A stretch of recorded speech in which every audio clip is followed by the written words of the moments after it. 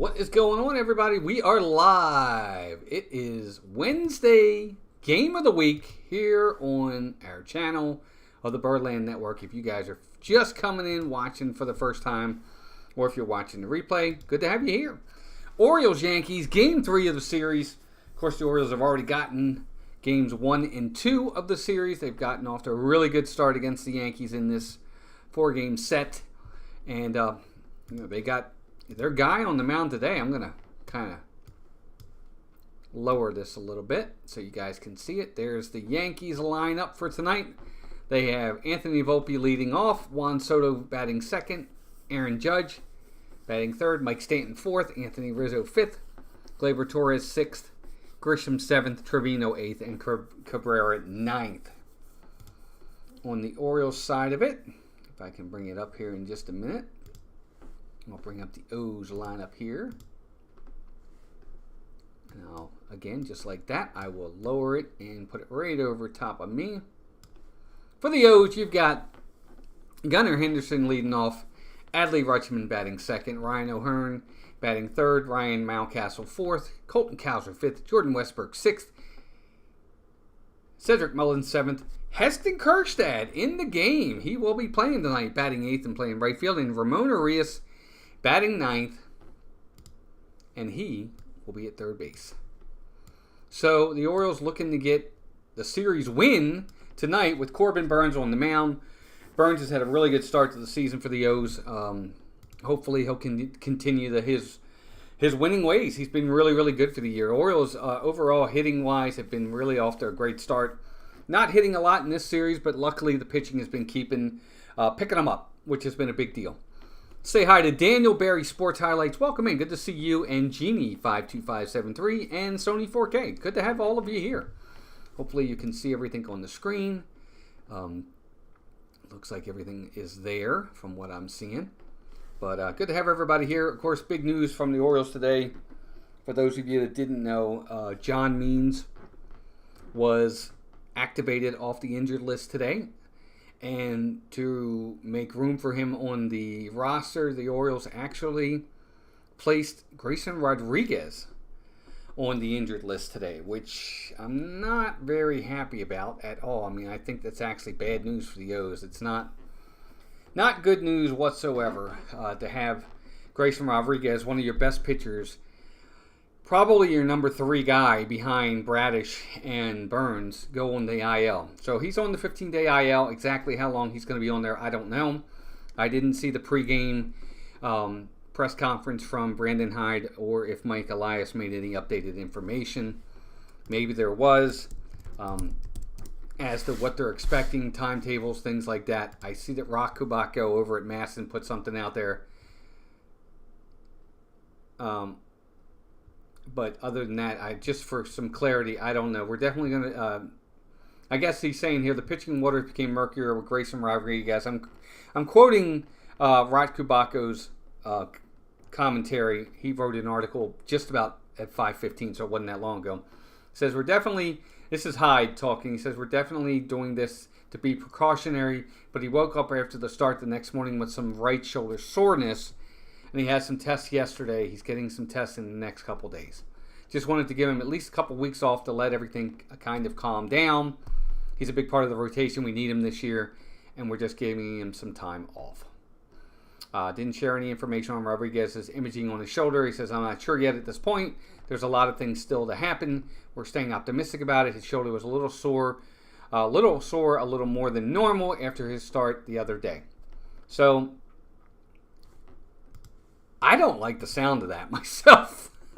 To me, that's a little worrisome. I don't know what this means, if it means anything. I'm going to try to stay positive about it.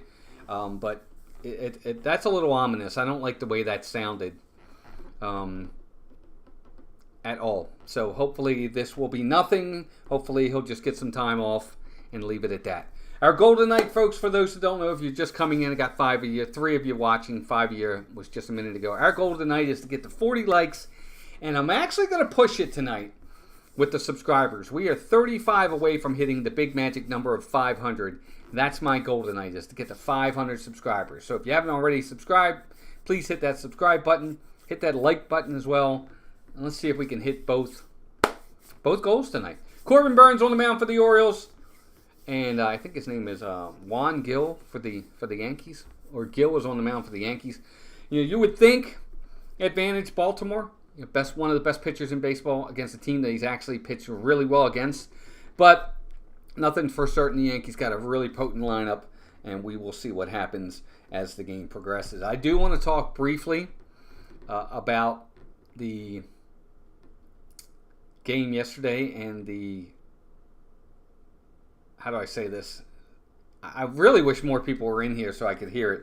And actually, you know what? I think I'll wait on it. I think I'm going to wait on this. I'm going to talk a little bit about the Juan Soto at bat when he hit the home run yesterday about Dean Kramer. I actually do have a rant to get into a little bit on that. But I will wait before I do that. I also want to let you guys know my wife's going to pop in here in a minute. She's going to hand me some food because obviously it's a 6:30 game. We're just getting ready to sit down for dinner. So she's getting dinner ready, and I'm going to be eating during this game because I don't know if I can go 2 to 3 hours without eating something prior. So I will be kind of chowing down on some food while we are calling the game today. But again, the Orioles off to a really good start. They've actually done really good. They haven't faced a ton of American League East opponents yet. They've had one series against the Red Sox, which they did really well, and then they've had this series against the Yankees. They haven't faced Toronto yet. They haven't faced Tampa Bay yet. So, and they're just now getting to the Yankees, and we're heading into May. So it's been interesting. The schedule, for sure. Hey, Caitlin, welcome in. Good to see you. Thanks for being here. Be sure to hit that like button for me. Also, there is a poll out there for those who haven't already. The poll is who's going to win the game tonight, Orioles or Yankees. And so far, the Orioles are a little bit of an edge. There's only a few votes so far. We've gotten 8 votes so far. So glad to have all of you here. And we're going to have a good time tonight. We're going to call this game. I was looking forward to this one. Now, I have one on the schedule for next Wednesday, the 8th. I don't know that I'm calling that game. We're going to see because I do have we're out of town. Melissa and I are out of town. So I may not be able to call that game next week. Let's see if we can get that over there a little bit. Here we go. Looks good. Thank you. I got you. Thank you, Caitlin. Appreciate it very much. That means a lot. Let's see how we're doing here already.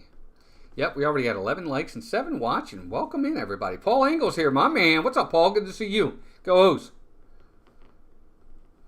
Amen. Right? How's the screen looking, guys? I don't have the extra lighting on tonight. I didn't want to pull all that out. I don't remember pulling out the extra lighting for the last game, so I'm going to leave it like it is. Hopefully the lighting is good enough. It's more about just talking baseball and calling the game together. So hopefully you guys are good with that. 8 people in here already with 11 likes. Good to have all of you here. And a lot of you that I've seen so far in here, and pretty much all of you, are people that I know really, really well. So it's good to have all of you. And thanks for the support, everybody. I know that we have the big channel on the other on the other channel. It's a lot bigger. So I appreciate you coming over here as well. Yeah, go O's. Amen, right? I'm trying to get to a game next week, Paul. I'm going to be in town for a little bit.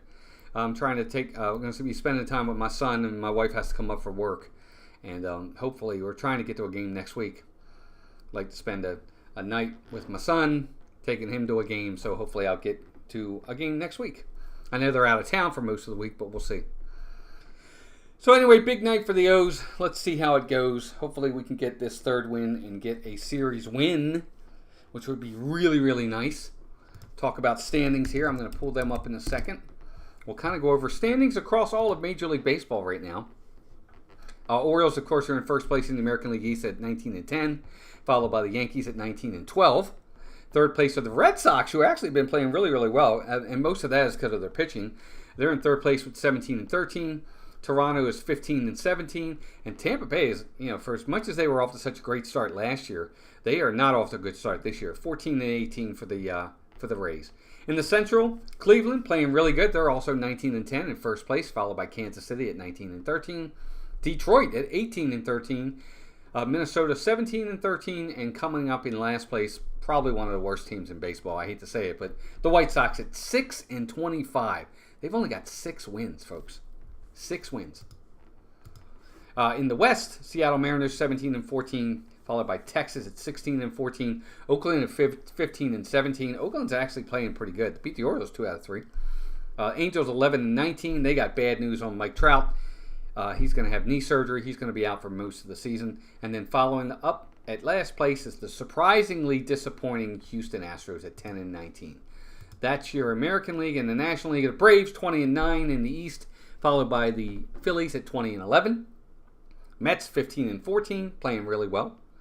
Washington Nationals 14-15, and the Miami Marlins at 7-24. All right, and let's see here. We got in the Central, Milwaukee playing really well at 19-11, followed by the Cubs 18-12, the Reds 16-14, St. Louis 14-17, and the Pirates again got off to a good start, but they've come back to earth. They're now in last place at 14-18, and then finally in the West, the Dodgers 19-13. Followed by the Giants at 14-16, Padres 15-18, Diamondbacks 14-17, and the Colorado Rockies 7-22. So other than the Dodgers, everybody in the West, NL West, everybody's under 500. I see we also got Don C's in here. What's up, Don? Good to see you. Chris Slemmer. What's up, Chris? Good to see you as well, bud. Thanks for being here. Go O's, right? Be sure to vote, everybody. Oh, Yankees getting some more votes. I see it. Went from 88-12 to 75-25. We will see. But again, I'm gonna touch on the Juan Soto at bat in a little bit here. But I want to get some people in. I actually want some Yankees fans to get in here and tell me what they think as well, because I'm very much what they consider an old school baseball purist. It's just that's what I am. I am a baseball purist. I'm one of these guys that, you know, when your team's losing 10-1 and you hit a home run, it's 10-2. Don't showboat.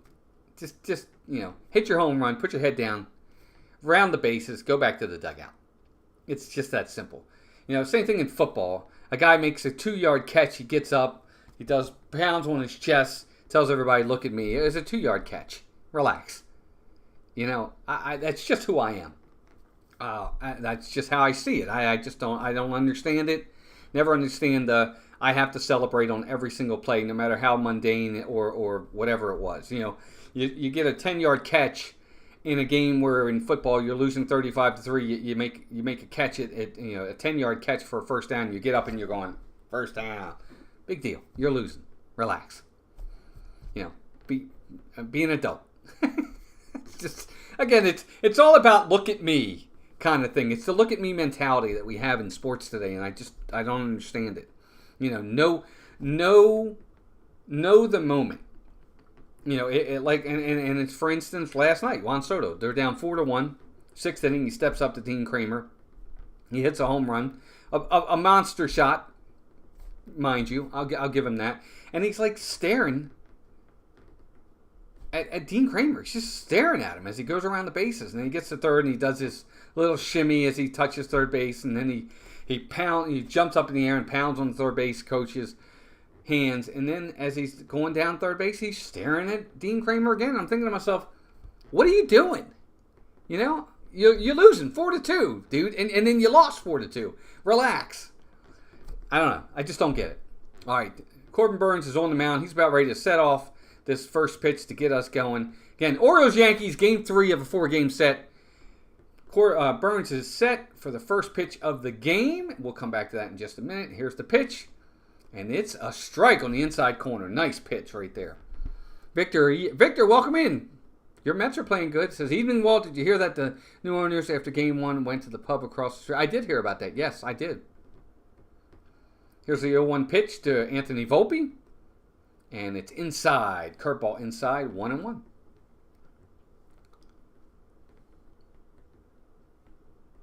Yeah, it seems like it, Paul. It does seem like they're playing for the name on the back, not the name on the front. I agree.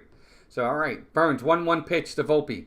Swing and a miss, low and away. Perfect pitch. Got just caught right on the black. Volpe wasn't going to do much with it anyway, and he swings through it, 94-mile-an-hour fastball, and it's a 1-2 count to Anthony Volpe. Welcome in, everybody. Good to have you all here. 13 watching. We are on our way to 500 subscribers. That's our goal tonight. We're trying to get it's a big goal tonight. Trying to get to 500 subscribers. Let's see. Here's the 1-2 pitch. Swing and a miss. Same place as the last pitch on the outside corner. And Volpe cannot catch up to it. We got one out. Just like that. Excellent start for Corbin Burnes. His fastball command, at least through it's one hitter. But good start with the fastball command. 4 pitches, 3 strikes. Good start. That'll bring up the guy we were just talking about, Juan Soto, batting .325, 8 home runs, 25 RBIs, 1,019 OPS. Here's the first pitch to Juan Soto, and it's low. Oh, it caught the plate, but it was low. Ball 1, 1-0. Victor says, yes, Mets are playing well. Oh, by the way, the Yankees number went up because I voted Yankees. Oh, that's fine. Here's the 1-0 pitch to Juan Soto. Outside, ball 2, just missing. So both pitches to Soto, real good location on both pitches. He just misses. But, again, you don't really want to be here with Soto. 2-0 count, you know you got to throw a strike. So he's looking fastball here. Here's the 2-0 pitch. Ball 3 low. Now, as good as Corbin Burnes has been this year, his one Achilles heel has been his first inning. His first inning, most of his runs that he's given up are in the first inning. So we got to see how he does here. Here's the 3-0 pitch. You know Soto's swinging. That's a strike on the outside corner. He took it, but I wouldn't have been surprised if he had swung. But he didn't, and it was a strike. So a 3-1 count to Juan Soto.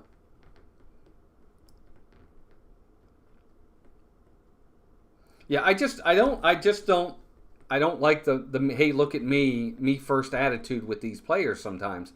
You know, you hit a home run, that's great. Just round the bases. You know, if it's a home run to win the game, that's fine. I get it. Or tie a game. Here's the 3-1 pitch to Soto. Swinging a foul back. So he gets the count to 3-2. Corbin Burnes is back in the count here.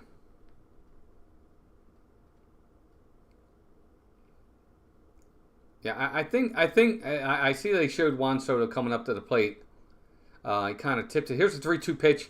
Swinging the line drive off of Jordan Westburg. It was a rocket, and Westburg could not handle it, and it goes into right field for a base hit from Juan Soto. They just showed Soto coming to the plate for his at-bat, and he kind of gave a salute over to the Orioles dugout. I guess that was from last night. But he hit a rocket at the second baseman, and Westburg tried to backhand it, just couldn't handle it. And ball goes into right field. It's base hit. So man on first with 1 out. That'll bring up Aaron Judge. Judge is not off to a great start. Here's Corbin Burnes' first pitch. Low, ball 1. Hey, thanks. You put it right here. There she is. Hi. Thanks. Dinner. Appreciate it. Yeah, dinner for Walt, everybody. You can close that all the way. Thank you. Oh, it's throw over to first, but he's back.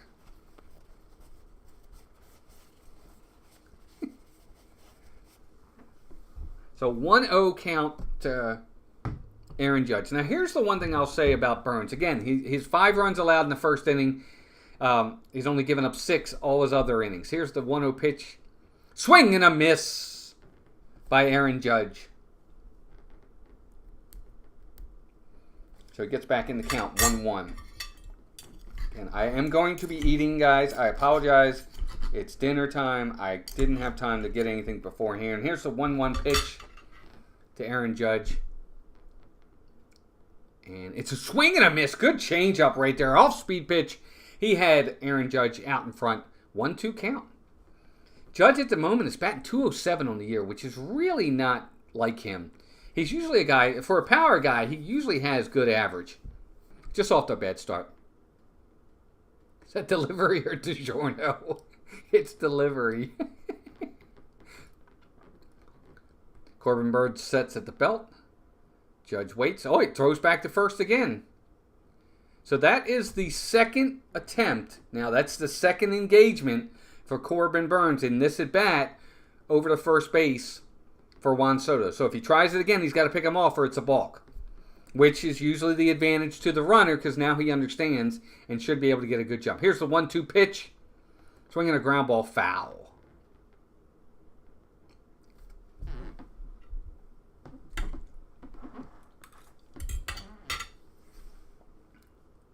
I will try to be discreet with the food. Judge has usually been a guy that is he's a killer of Orioles pitching over the years. Now, of course, that's been during the time when the Orioles were not a very good team, and he's just usually feasted on them. Burns sets at the belt. Judge waits. Here's the 1-2 pitch. Swing and a miss. He got him. The ball low and in the dirt, and Judge just could not hold up, and that's the second out of the inning. And Aaron Judge's struggles continue.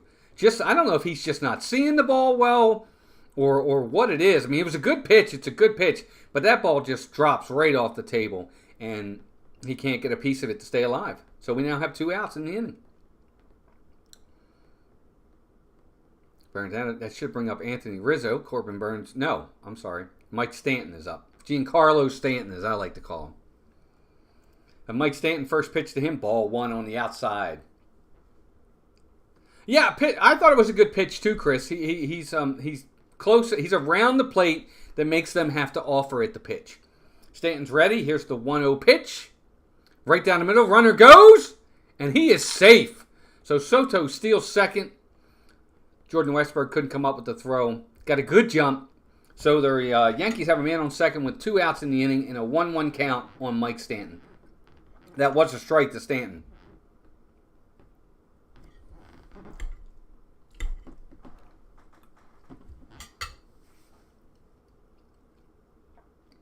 So Juan Soto is now in scoring position with 2 outs. 17 pitches in the inning so far. Here's the 1-1 pitch. Swinging a foul. So Burns is ahead in the count here. 1-2. Makes a good pitch here. He can get out of this inning. 15 watching. Good to have all of you in here. Thank you, everybody. Hope you're enjoying it so far. We're going to have a lot of fun talking tonight. 17 likes already. Our goal tonight is 40 likes. And our goal is to hit 500 subscribers. 35 subs to go. Burns sets at the belt. Stanton's waiting. Here's the 1-2 pitch. Oh, outside. He lays off in the dirt. Good stop by Rutschman there. So the count runs even at 2-2. Judge hasn't been the same since Baltimore. What's Baltimore? He's still just a punk at second base. Yes, that's true, Chris. Here's the 2-2 pitch to Stanton. Swing and a miss. He got him on the outside corner. Good pitch, and that's the inning. So the Yankees get one hit, 1 steal, 1 left. We head to the bottom of the first inning. No score. And I am going to take a bite of dinner while we're waiting. Good to have everybody in here. Let me know where you're all from, who you're rooting for tonight. Rooting for the Yankees, rooting for the Orioles. Maybe you have another team you're rooting for. Let me know.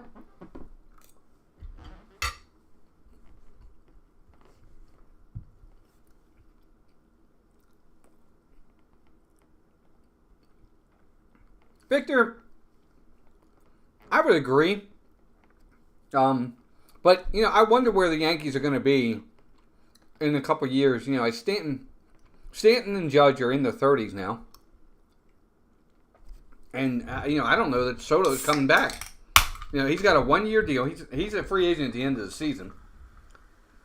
Either that or he has an opt-out. Somebody in the chat can let me know. I'm pretty sure he has an opt-out or he's a free agent at the end of the year. I don't know that he's going to re-sign with the Yankees. He may test free agency, especially if he keeps having the year he's having and he wins the MVP.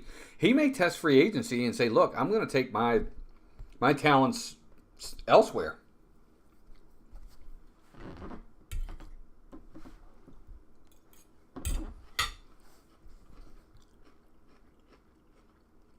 And I got to be honest with you, Stanton really hasn't been the same player he was for several years now. I mean, he's still a long ball threat, but he's not the player he used to be at all. He's not. He's not.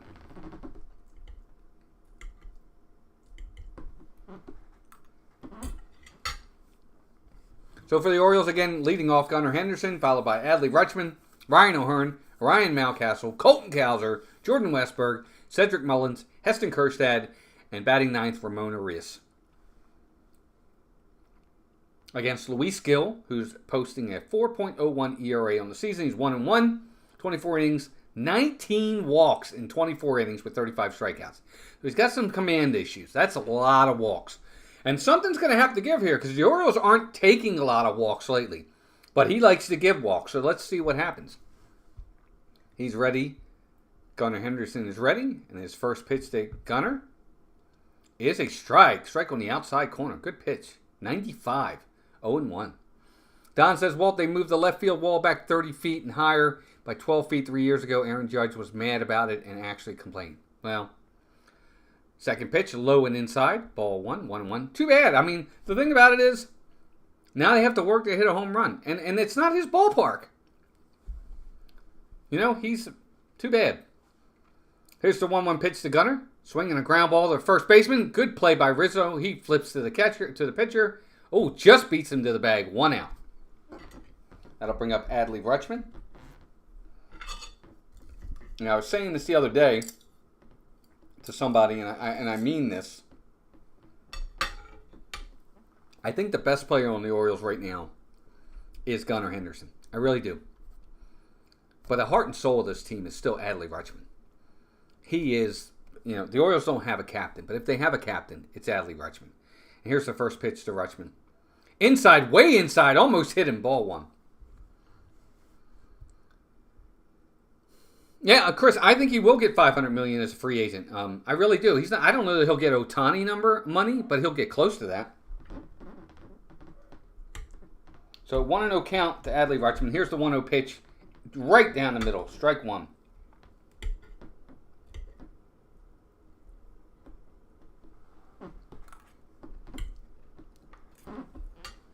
So 1-1 count. Here's the 1-1 pitch. Oh, he takes it right down the middle. 1-2, strike 2. Hey, Laura, welcome in. He says, my question to you, how much should the Orioles pay Corbin Burnes to not let him walk? I think they should offer him a really good contract. I'd say give him a 6-year, $300 million contract. Here's the 1-2 pitch to Rutsch in the dirt. Low, ball 2, 2-2. Hey, Vicky, welcome in. Good to have everybody here. Thank you all for being here. I think they should offer him a really good contract. Here's the 2-2 pitch. Swinging a foul. He got a lot of it, but it's a foul ball. Yeah, I think he is, Don. I'm sorry. I think the talent, I think Gunnar is the MVP candidate. He's the big talent right now on the team. Swinging a foul back to Adley Rutschman. He's still alive. It's a 2-2 count.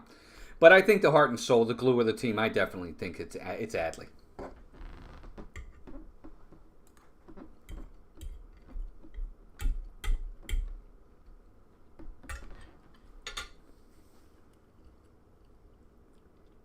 Here's the 2-2 pitch.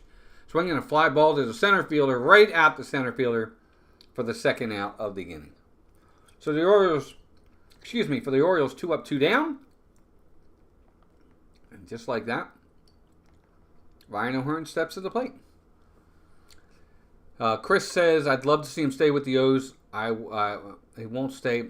I would think he won't stay with they get compensated if I worry. Now, I think he's staying.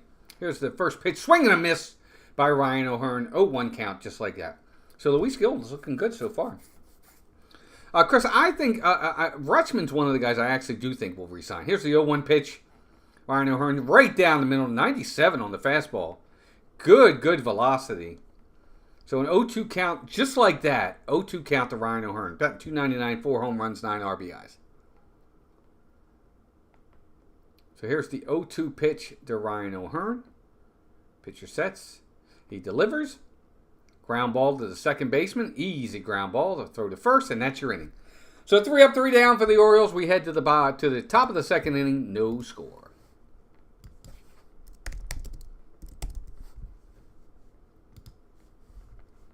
Does John Means start over Grayson? Yeah, he does. Absolutely, Laura, because Grayson's on the DL.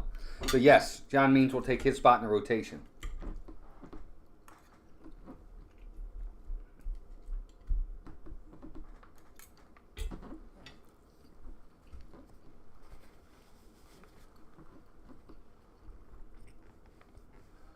Again, 14 watching. Good to have all of you here. Great to have you. Appreciate you all being here. Wow, and we already have 20 likes. That's amazing.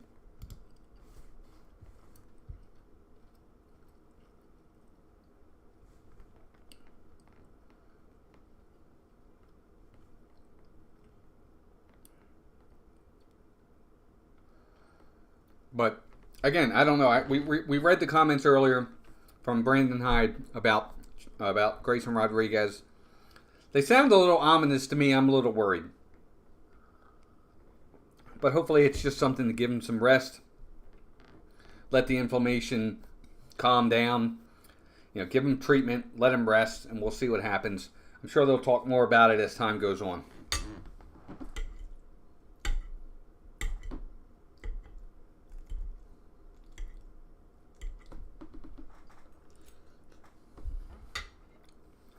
I think the Orioles dodged a big bullet with Kyle Bradish, not having to, lose him for the season.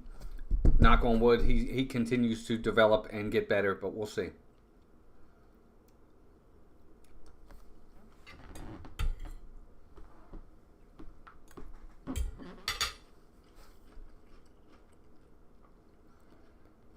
And again, what's really nice for the Orioles is the fact that they have a really good opportunity here to take this series. They've won the first 2 games. You have your best pitcher on the mound, who's had really good success against the Yankees.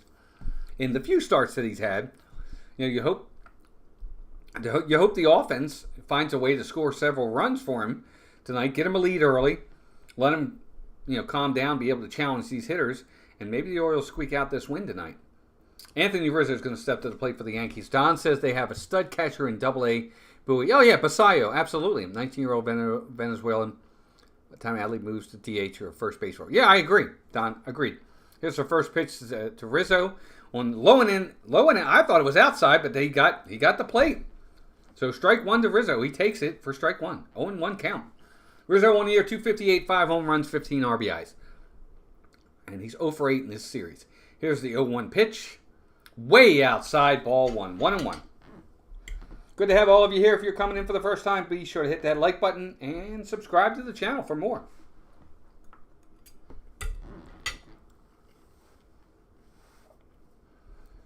Corbin Burns sets. 1-1 pitch. Right down the middle. I don't know what Rizzo was waiting for there. Strike 2. 1-2 count.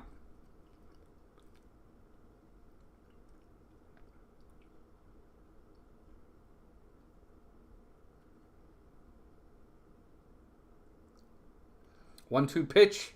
Swing and a miss. The ball's in the dirt. I don't know what these hitters are doing. Rizzo looked terrible there. No, I don't know. Wow. Swing and a miss. Strike 3. Rizzo's out. This ball, now it starts, but it dives fast, and it's in the dirt. And Rizzo doesn't even look like what is he swinging at there? Strike 3. The Orioles will take it, but man, goodness gracious. That was not the best swing by Anthony Rizzo. That'll bring up, I think, if I'm not mistaken, Gleyber Torres. First pitch to him, curveball. Catches the plate, strike 1. So Corbin Burns is also a nice start. Gleyber Torres, another one not hitting well, 220 on the year. No home runs, 6 RBIs. Here's Burns' 0-1 pitch. A foul, swinging a foul back. 1-1. No, 0-2, I'm sorry, 0-2. Rizzo has been a total bust as a free agent for the Yankees. Yeah, Chris, I think he has, and I think part of it. Look, I'll say this: we've seen it before. Not everybody can play in New York. Not everybody can. Here's the 0-2 pitch to Gleyber Torres, and there's a ground ball to the first baseman. Ryan Mountcastle handles it himself, touches the bag. We got 2 outs, folks, just like that. Jedi Master Joe, what's up, buddy? Welcome in.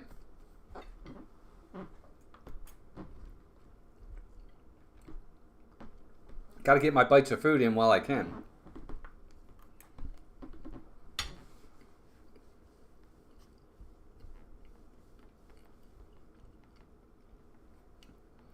We are having a good night. Hope you are. Here's the first pitch to the next hitter. Curveball in the dirt. Ball 1.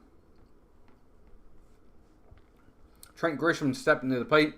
Again, another hitter. 091 average, 1 home run, 3 RBIs on the season. 1 for 5 in the series. But he is ahead in the count, 1-0. Corbin Burns' 1-0 pitch. Oh, just slow. Ball 2.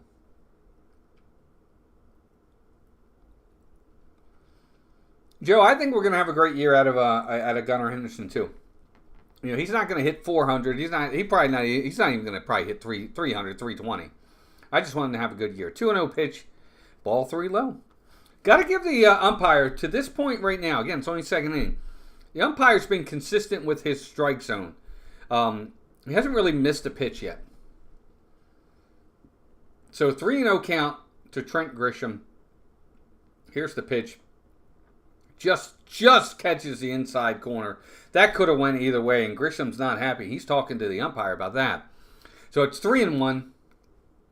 Grisham's going to step out for a minute and think that one over. Can't change it. It's 3-1.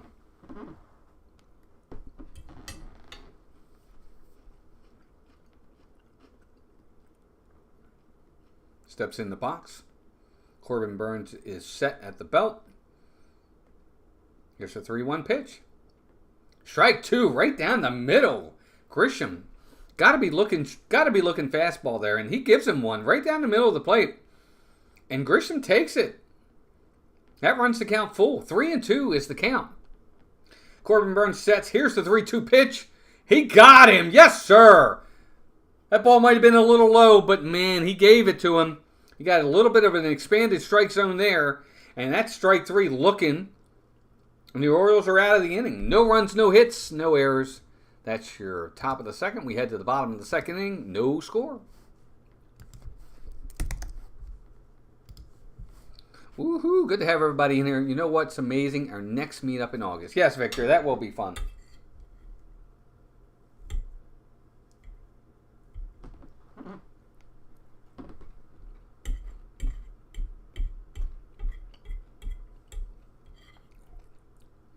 Well, actually, Victor, I'm glad you said that. I hope you send us some information because we are kind of busy in August, so we'll have to go over that.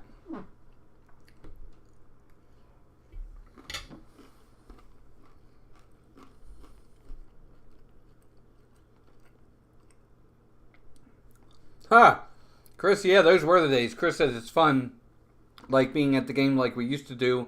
I'd get the Royal Farms chicken, and you drove. Yep, you buy, I fly. That's one of the things that's really nice about Oriole Park. I haven't been there in several years, so I don't know if it's the same anymore. But they allow you to bring your own food and drink into the park. Not liquor, but if I wanted to bring a Coke and some Royal Farms chicken, they would allow us to do that. Jedi Master Joe says, but base hits and the occasional home run is what we need, and he has definitely delivered. Got to pull up the game. Yeah, oh yeah, for sure. I think Gunner's been great.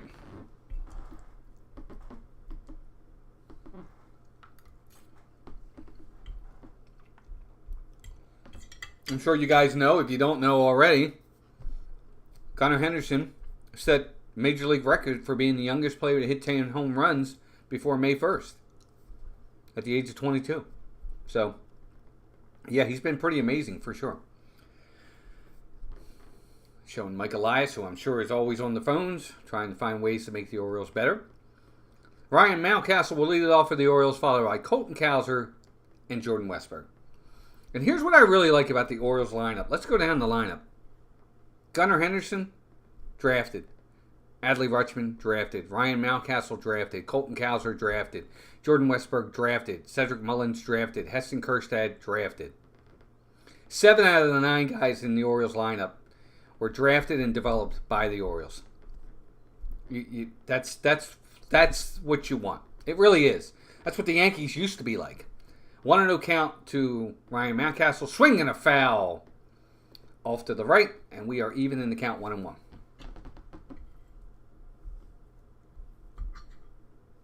It really is. It's what you look for when you're trying to build a team. Gill sets. Here's the 1-1 pitch to Mountcastle. Right down the middle. Strike 2. 1-2.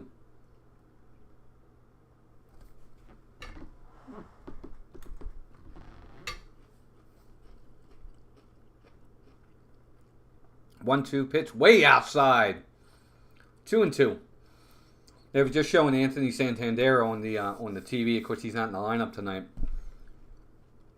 But he's really struggling right now. He's batting like .212 on the season and not looking good. Lots of chasing. Here's 2-2 pitch to Ryan Mountcastle. Swinging another foul. Foul back. He's staying alive. So I'm glad they're giving Santander a night off. Give him a chance to kind of reset, get a breather, see if he can get his mojo back, because he's really struggling. He's had some really bad at-bats.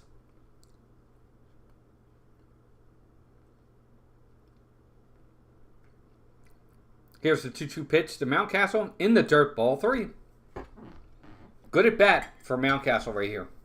Again, he's one of these guys that's a lot like Santander, where they'll chase. And I don't like that. They get in swing mode, as they call it. And I don't like that. He's done better this year. 3-2 pitch. And that's going to be a pop-up foul. First baseman Rizzo's over. And he's got it. 1 down in the inning.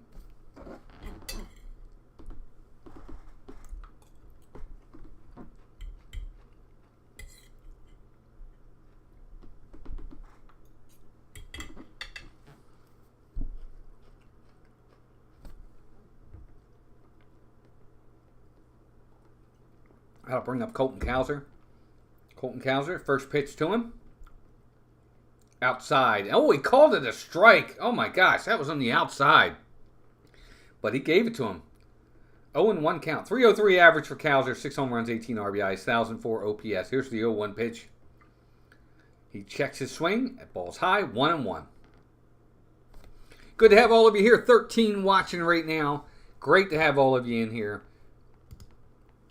And we are going. We're having a good time. 1-1 pitch. Cowser outside. Kind of the same place the last pitch was. And yet they call that one a ball. So 2-1 count to Colton Cowser. We got 12 watching. 21 likes just like that. Thanks, gang. Our goal is 40. Here's the 2-1 pitch to Cowser. Swinging and a ground ball to the first baseman. Rizzo's got it. He flips it. He flipped it a pitcher. It was a little low. Pitcher made a nice play, and he got the out. 2 down in the inning. And that'll bring up Jordan Westburg.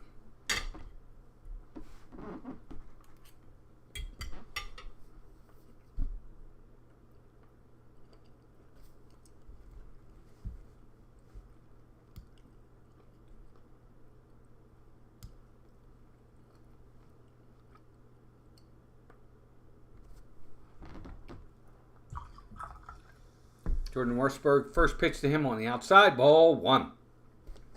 Has anybody in the chat, including those in Maryland, anybody ever been to Oriole Park at Camden Yards? Let me know in the chat. Yes, I have. No, I have not. Love to hear from you. Here's the 1-0 pitch to Westburg, outside corner, and he gets it. Gets the call, 1-1. It was outside the box, but they give him the strike. 1-1 count to Jordan Westburg. Gill's off to a good start, which I don't think is to the Orioles' advantage. Here's the 1-1 pitch. Swing and a foul back, 1-2.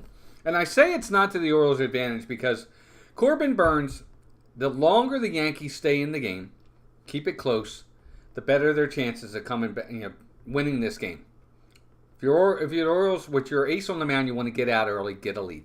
Here's the 1-2 pitch. Swing and a miss, he got him. Blew a 97-mile-an-hour fastball on the outside corner. Westburg couldn't catch up to it. That's your inning. No runs, no hits, no errors. We head to the top of the third, no score.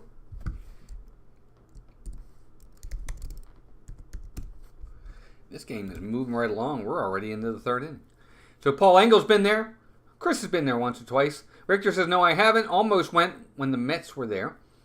Don says, yes, I've been there 8 times. 8 times a year. Nice. Don, do you have season tickets? I know, like, I have a 13-game. I used to have a 13-game plan. Chris and I and my son, we used to have a 13-game plan. So we went 13 times a year.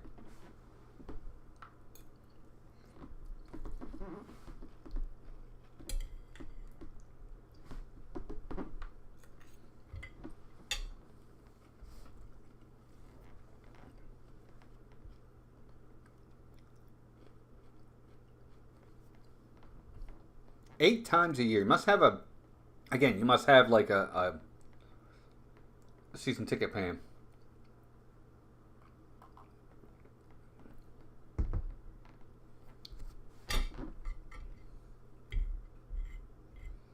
But again, I think that it's to the advantage of the Yankees to stay in this game as long as they can. Because if it comes down to the bullpens, it's anybody's guess.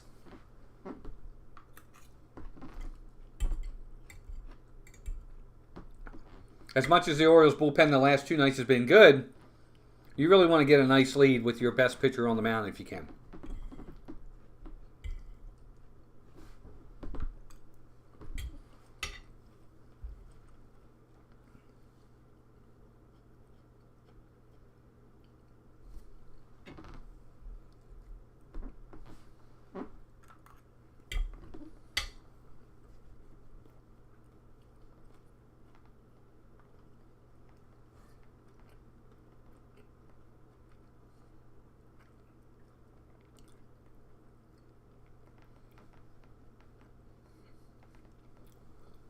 So Jose Trevino will step into the box for the Yankees. Corbin Burnes is back on the mound. So far, 33 pitches through 2 innings. And here's his first pitch to Trevino.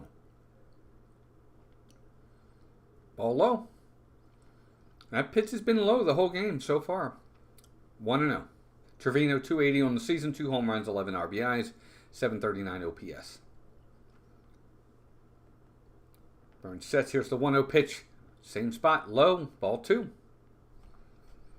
Looks like right now he's kind of overthrown a little bit. He's got 5 Ks through 2 innings. Can't beat that.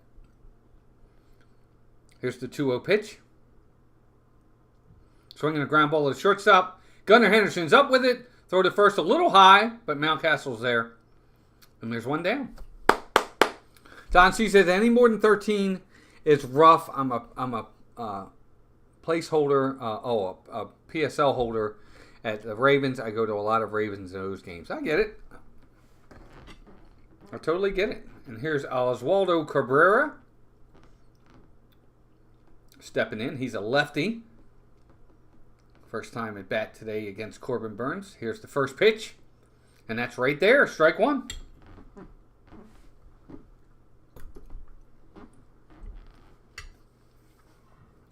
So far in the series, Cabrera's 0 for 7. I really like to see pitchers get ahead. 0-1, 1-1. Here's the 0-1 pitch. Strike 2 right down the middle. Cabrera, not sure what he's doing there. That was a good pitch to hit. He just couldn't pull the trigger. 0-2 count on Oswaldo Cabrera. Corbin Burnes sets. The 0-2 pitch. Ground ball, base hit right by the second baseman. Right fielder Heston Kirk said it's got it. Oh, wow. 0-2 pitch. Got too much of the plate on that one. And Cabrera made him pay for it. Second hit of the game. Just way too much of the plate right down the middle, and Cabrera was on it.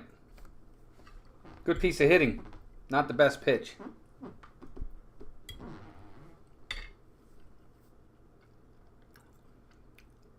So that was your number 9 hitter. That turns the lineup over, and that brings up Anthony Volpe.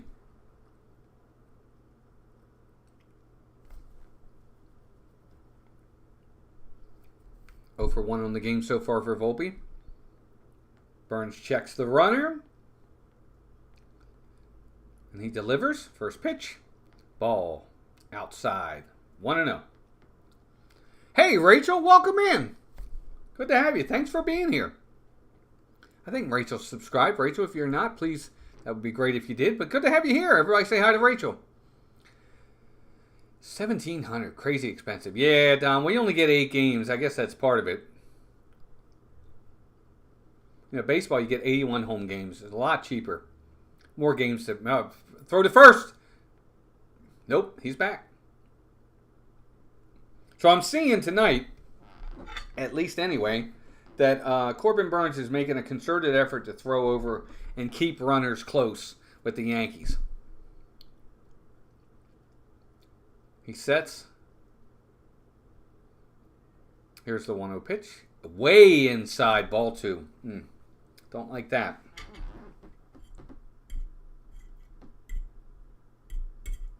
Burnes is a little wild right now.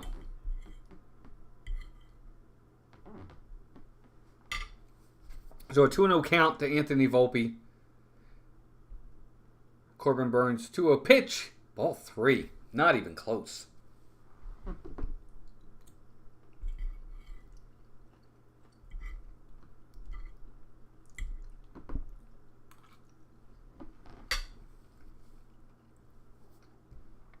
So what do you do here? It's a 3-0 count. 3-0 pitch. Strike. There you go. There's one. And Volpe's taking all the way. You got Juan Soto on deck. He's already got a base hit. Hit the ball extremely hard first time up. For Burns, you really got to make a good pitch here and let Volpe hit the ball. You can't walk him. See if you can get a ball on the ground, get a double play, get out of the inning. You don't want Soto coming up with 2 men on. Here's the 3-1 pitch. Swinging a foul back, so he gets back into the count. We have a full count. Runner was going on the pitch as well, so he'll have to go back. So foul ball, 3 balls, 2 strikes to Volpe. Juan Soto on deck. Corbin Burns is going to have to make a really good pitch right here.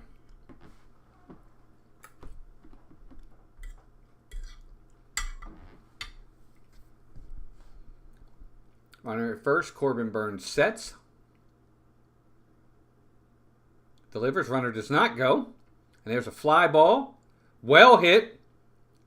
Cedric Mullins is under it. He catches it. Runner retreats back to first base. So 2 down in the inning. But now the big at bat about to happen right here. Corbin Burns man on first. Juan Soto stepping to the plate. He already is 1 for 1 with a really hard hit line drive off of the glove of Jordan Westburg in the first inning. He steps to the plate right now with 2 outs in the inning. We'll see.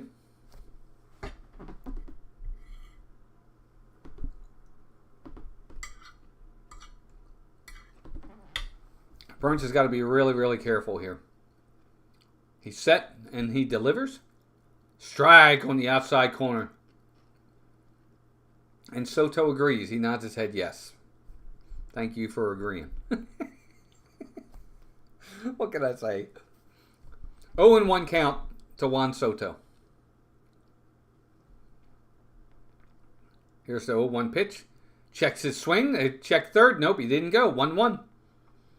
Yes, Don. Don't need a double play now. There's 2 outs in the inning. Burns is already at 47 pitches and not even through 3 innings yet. Burns is at the belt. The 1-1 pitch to Soto. Swing and a miss. He challenged him. 96 mile an hour up in the zone. And Soto swings right through it. 1-2 count. He just said, here it is, hit it. And Soto couldn't catch up to it. So here we go again. Now he had this, he had 0-2 count on Grisham and gave up the hit. You got Soto 1-2 here. He needs to be off the plate a little bit with this pitch. Make him expand the zone. Corbin Burns 1-2 pitch. Ball. Runner's going. And another stolen base. So he is safe at second. Runner steals second base. So now there are 2 outs. 2-2 count on Juan Soto, and they now have another runner in scoring position. Got a really good jump. Not the best throw by Rutschman, but I don't know even if a good throw would have got him. So for the second straight inning, the Yankees do have a man in scoring position. 2 stolen bases on the game. But again, you got a 2-2 even count. Just think about the hitter. Go get him. Base hit will score a run. Let's see. Here's the 2-2 pitch from Burns. Swinging a foul. So Soto stays alive.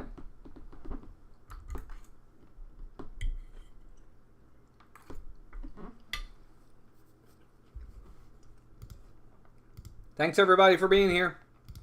Got 12 of you watching. Burns is set. He's now at the 50 pitches. 2-2 pitch. Ball 3.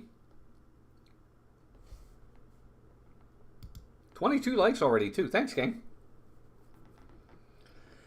So now we have a full count on Juan Soto.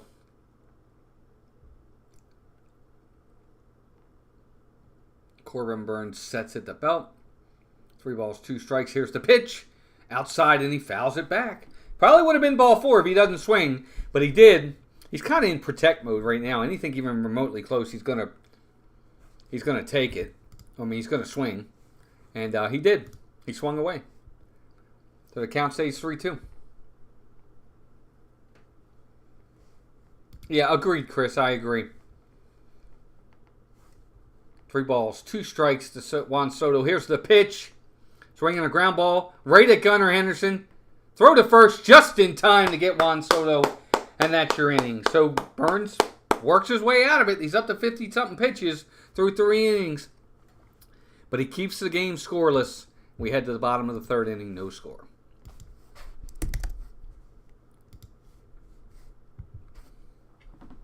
Share us out, folks. Let everybody know we're here.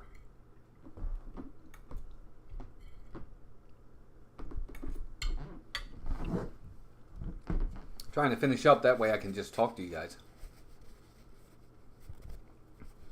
Well, what he did on that pitch with 3-2 count right there, low and away, but catches the zone, and Soto's got to protect, and he reaches out, makes gets good wood on it, but the Orioles were kind of shading him up the middle. Gunnar Henderson's right behind the bag, and it's an out.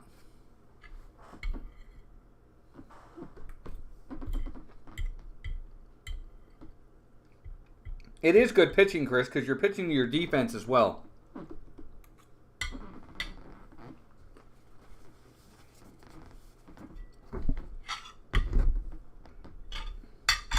All right, all done.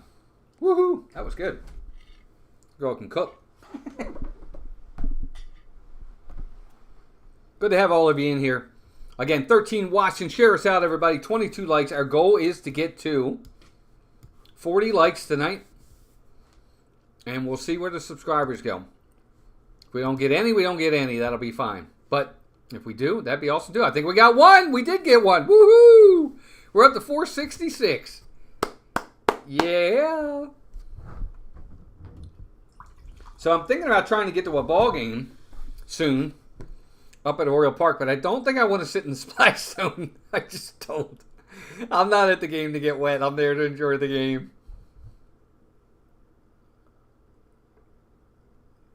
Even on like a 95-degree day, I don't know that I'd want to sit in the splash zone.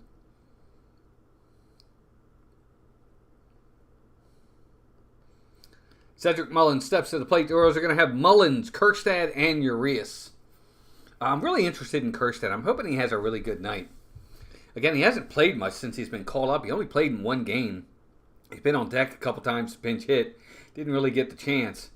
I really would like to see him get some good at-bats. Here's Gil's first pitch to Mullins. Right down the middle, strike 1. So again, we're in the bottom of the 3rd here. No score so far. Gil's off to a good start. Got to give him credit.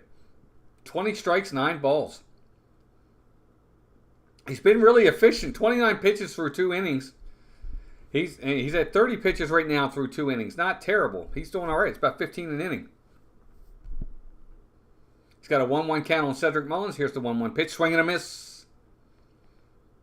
Mullins is not ready for that one. Just out in front of it. Ball's on the outside corner. He can't catch up to it. So a 1-2 count on Cedric Mullins, just like that. Oh, man. Here's the 1-2 pitch to Mullins. Swinging a foul back. Still alive. Mullins again, too, not off to really a good start at all. He's batting .219 on the season, 701 OPS with 6 home runs. His average is really way down, .219. Here's the 1-2 pitch in the dirt. Ball 2. 2-2. Back to even on the count. Yeah, I'm not happy with the way Mullins' defense has been fantastic this year. You've seen some of the great plays he's made already, and there's a lot to be said for that, but his hitting's got to pick up. Here's a 2-2 pitch. Swinging a ground ball, foul, just down the 3rd baseline. Kind of inside out of that pitch. He jammed on the inside out. It gets his hands in, but it trickles foul. So we're going to do it again, 2-2.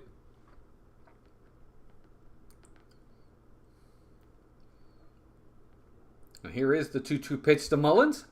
In the dirt, ball 3. So good for Mullins. He gets the count and runs it full. This will be the 8th pitch in the at-bat for him. Here's the 3-ball, 2-strike pitch. And there's no pop-up. 3rd baseman's chasing. He's chasing. Nope, that ball is out of play. I was going to say fly ball, but it really wasn't a fly ball. It was a pop-up. So Mullins stays alive. I think down the road, we're going to get to those robo umps at some point when it comes to at least calling the balls and strikes.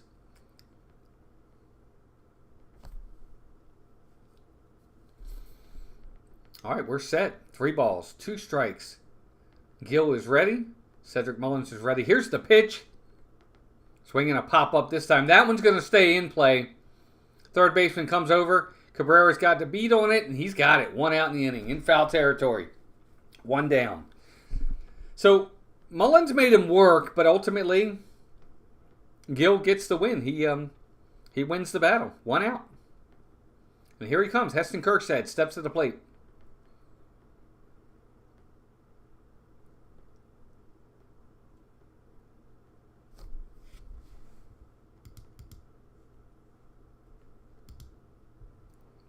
Here's Kjerstad's first pitch. Outside. He checks his swing. Ball 1.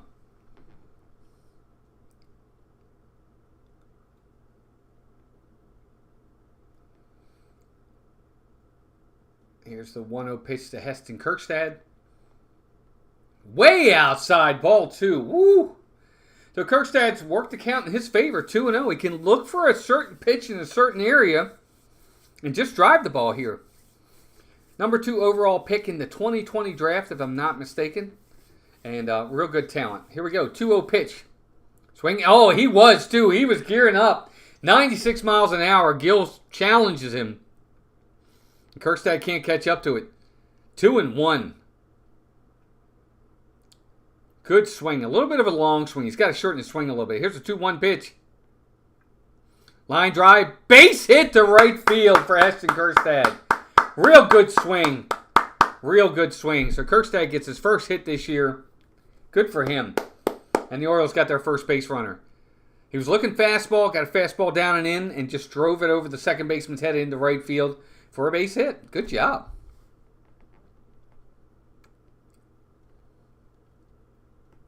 Real good swing.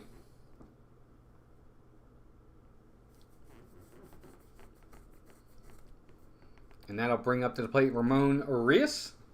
Man on first. And he throws over.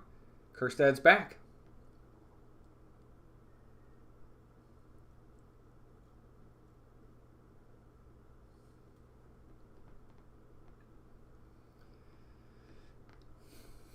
Ramon's batting 174 on the season, not having a great start. He's not getting a lot of at-bats either. Here's the first pitch. Swinging a foul straight back.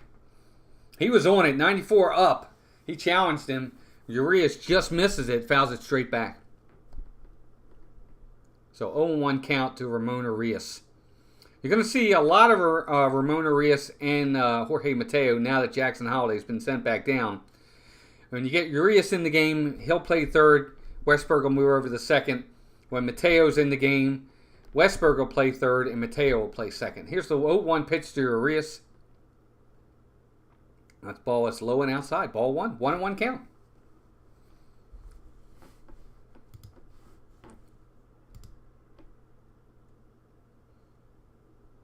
We are at 24 likes. Good to have everybody in here. Ramon Urias at the plate. Man on first. 1 out in the inning. Bottom of the third. No score. Here's the 1-1 pitch to Urias. Outside again. Ball 2.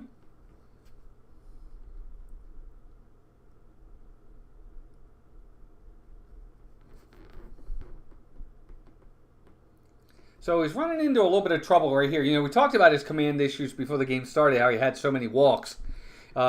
He's falling behind in counts right now. 2-1 pitch right there, though. Urias takes it. It was low, but it caught the plate. And it caught the zone. So 2 balls, 2 strikes. We're back to even in the count.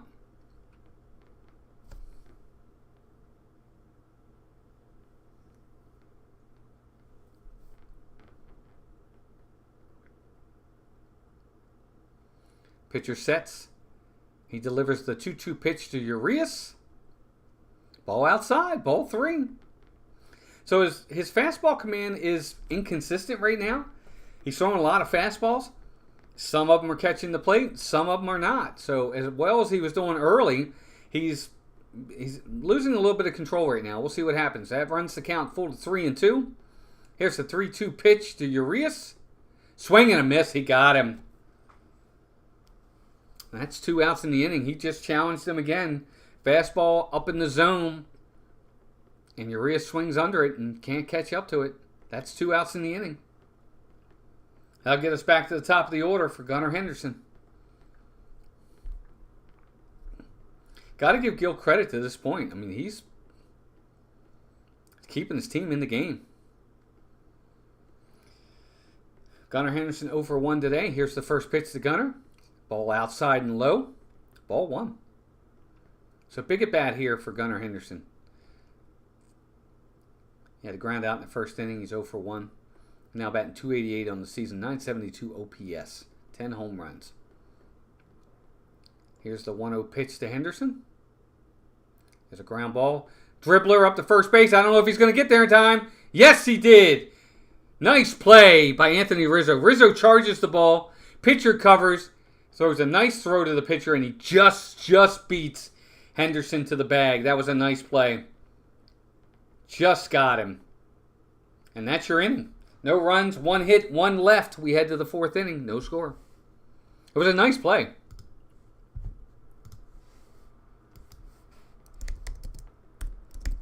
Fourth inning already. No score in this game.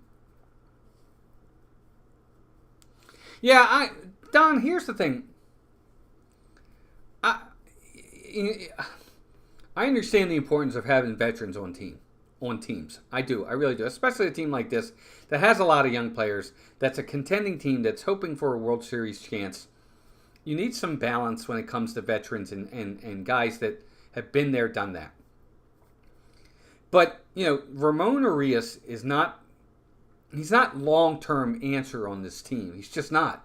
And even if he is, it's as a bit player. But at some point, the Orioles are going to have to make some tough decisions. Guys like Urias, Mateo, McKenna, they may not be long for this team. They just may not.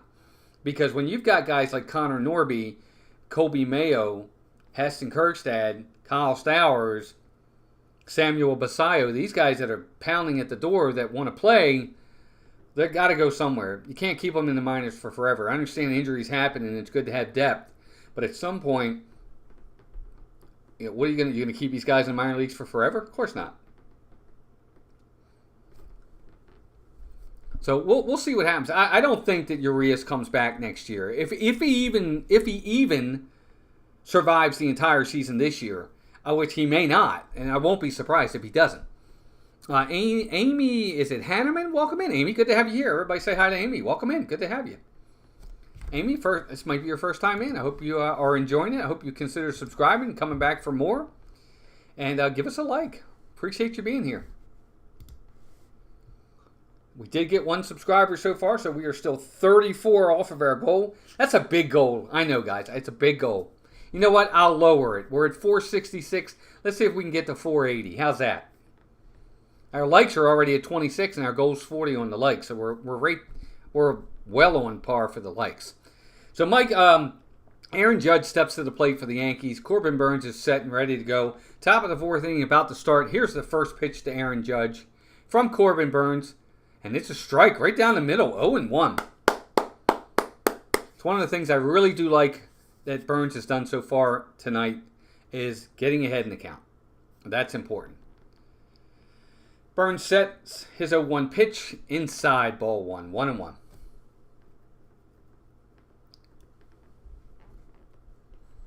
Again, on the year, Judge is down, batting .205, 748 OPS, 6 home runs. Here's the 1-1 pitch from Corbin Burnes. Ground ball. The third baseman hit hard, but Urias has it. He's up with it. Throw to first, and there's your first out in the inning. Nice play. Hit hard. Judge hit it hard, but he hit it right at Urias. Makes a nice play. Throws it over to Mountcastle, and that's your first out of the inning. That'll bring Stanton to the plate. Stanton's first time up. He struck out, if I'm not mistaken.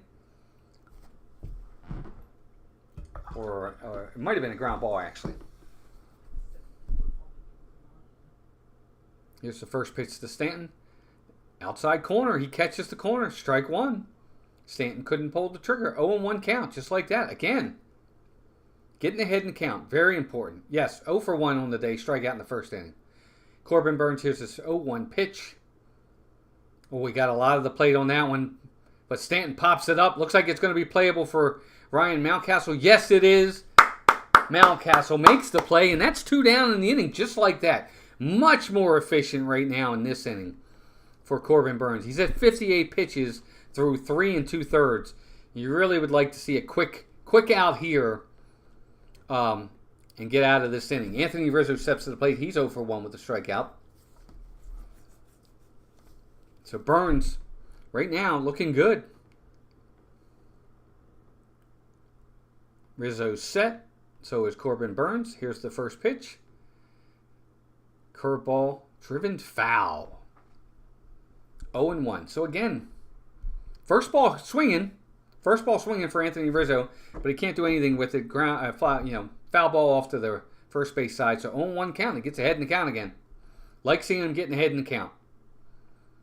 0-1 pitch to Rizzo in the dirt. Ball 1. 1-1.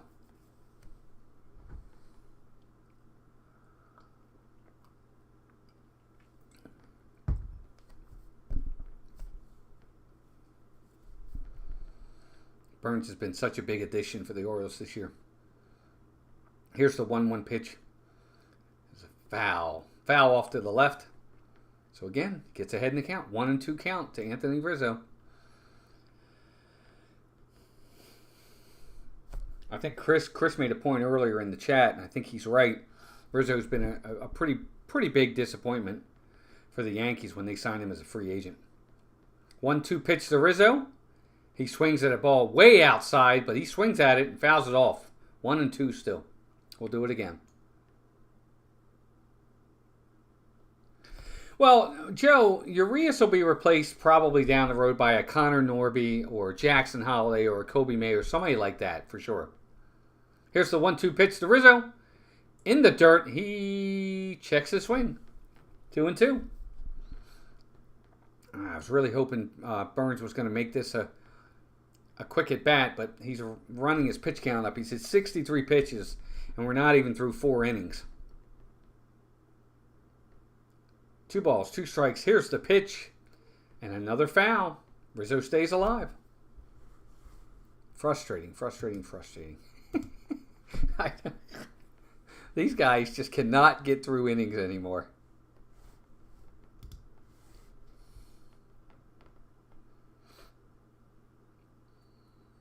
Burnes sets at the belt. 2 balls, 2 strikes. Here's the pitch to Rizzo. Ball 3 in the low. Wasn't in the dirt, but it was close. So he goes from 0-2 to 1-2 to now 3-2 on Anthony Rizzo. Can't lose him here, though. Got to make him put the ball in play. If he gets a hit, gets a base hit, he gets a base hit. Oh, time called by Rizzo. But that's the one thing. And look, Burnes is really good with this. He's not a guy that walks a lot of hitters. Make him put the ball in play. Right? It's 2 outs. There's nobody on base. Make him put the ball in play. If he gets a base hit, he gets a base hit. But don't walk him. Burnes sets. Here's the 3-2 pitch. Ground ball to the first baseman. Nice play. Hit hard right at Ryan Mountcastle, but he makes the play. Wow, Mountcastle this year has been so good defensively. Nice play. Steps on the bag. First base unassisted, and that's your inning. No runs, no hits, no errors. We head to the bottom of the 4th inning. No score. We got a pitcher's duel, folks. Who would have thought? Well, that's the thing. See, Joe, that's just it. Rizzo was good with the Cubs, and I don't know what it is. But, yeah. Did you see? I don't know if you guys heard the news, but the Astros, Jose Abreu. I think it was Jose Abreu. Yeah, Jose Abreu. Sent down to the Florida complex. Basically, sent down to the minors. He's been terrible this year for Houston. He's batting like .098 or something. And... oh, thanks, Don. I appreciate you doing that, man. You didn't have to do that, but I appreciate it. If you did. Are you kidding me? A burner phone. You got to have another burner account, though, right? But thank you. I appreciate that very much. But yeah, Jose Abreu was sent down. Former MVP. Sent to the Florida Complex League by Houston or wherever their minor league, or kind of like their development area or whatever. Wasn't sent to AAA or anything like that, but the Complex League or Arizona League, wherever Houston does their minor league for spring training. And he had to agree to it because of his service time. He had to agree to it. So kudos to him. He did. He agreed to it. And they've sent him out. Very interesting. How far some of the mighty can fall sometimes. Crazy, crazy, crazy. All right, we're heading to the bottom of the fourth inning. There's only been 3 hits in the game so far.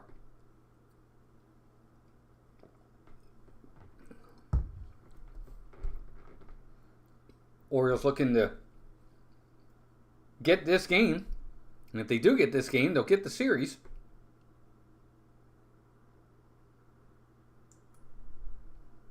As we have Adley Rutschman, Ryan O'Hearn, and Ryan Mountcastle stepping to the plate.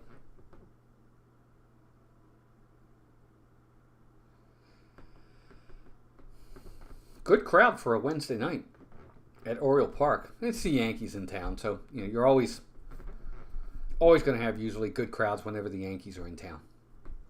13 watching. Good to have you. Hey, John. John Messina's here. Yes, Jeannie says, let's go O's. Amen to that. So Rutschman steps in. Rutschman's batting .319 on the season. He's 0 for 1 today, though. First pitch right there. Strike one. 0-1. Amen to that, Don. Got to have that phone ready. Here's the 0-1 pitch to Adley Rutschman. Fly ball left side. And that ball is going to be out of play. So 0-2, just like that. Rutschman in a hole at 0-2. Now, we are, as you guys probably have already seen, we do have a thumbnail out there for next Wednesday night. We're probably not going to call a game next week because we are out of town. Melissa and I were visiting up in Maryland. So, we'll see. Here's the 0-2 pitch. Swing and a miss. That ball is way out of the zone. And Rutschman is talking to himself. That's ball one. I don't know what Adley's swinging at there. That was a bad swing. Bad at bat. Rutschman, I guess he was just looking fastball. I don't know what he thought he was going to do with that pitch. That pitch was up by his forehead, and he swings right through it. 1 out, just like that. Here's Ryan O'Hearn. Ball outside, ball 1. Of course, O'Hearn is 0 for 1 on the night. So Gill, to his credit, Luis Gill, to his credit, is keeping the Yankees in this game. Here's the 1-0 pitch. Ball too high. Ryan O'Hearn checks his swing. I like the fact that Gill, too, has been very, very quick. He's got a good pace going. But he's behind in the count here, 2-0. Ryan O'Hearn is ready. Here's the 2-0 pitch. Swinging a fly ball. Looks like it's going to be in play. The shortstop's under it. He's there. It's in fair ground. And yes, that was the third baseman, actually. They were playing him over. So 2 outs. Pop up to the third baseman down the left field line. He catches it. 2 outs in the inning just like that. And the Orioles cannot get any kind of offense going tonight. And really, to be honest with you, it's been a pitcher's series.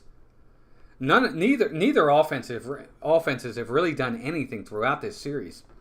Game 1 was 2-0. Yesterday was 4-2. And here we are in the fourth right now with no score. First pitch to Ryan Mountcastle was outside, way outside, ball 1. Joe, I don't know that the Yankees are overhyped. I think they've got a lot of injuries. I think they have a lot of talent on this team. Here's the 1-0 pitch. Right there. Strike 1. Taken by Ryan Mountcastle. 1-1 count. I don't know. I can't say that they're overhyped. I think they have a lot of talent. They're a good team, and I expect them to be there. Here's the 1-1 pitch. Swinging a foul. 1-2, just like that. Yeah, I don't know that I can actually say this team is overhyped. There's a lot of talent to this team. How they'll do long term, you're right. We'll see.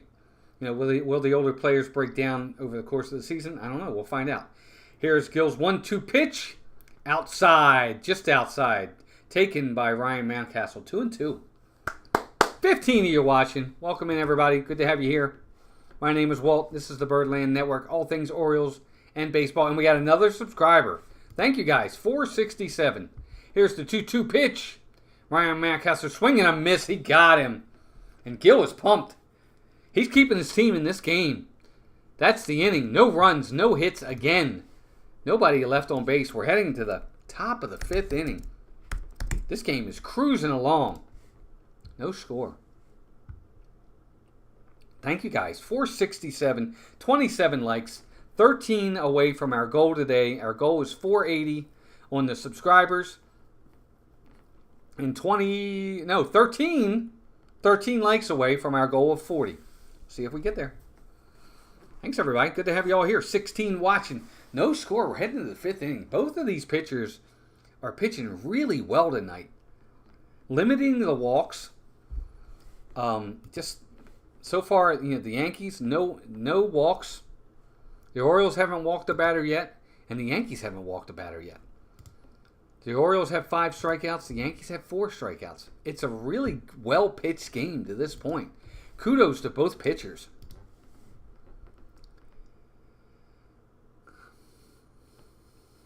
Well, yeah, and Joe, that was kind of what I was talking about when I was talking about the Orioles. How 7 of the 9 guys in the lineup are homegrown guys from their days of being drafted and developed. And when the Yankees went on their run in the '90s of all those championships, the 6 championships that Derek Jeter was part of, it's because of they drafted well and they developed.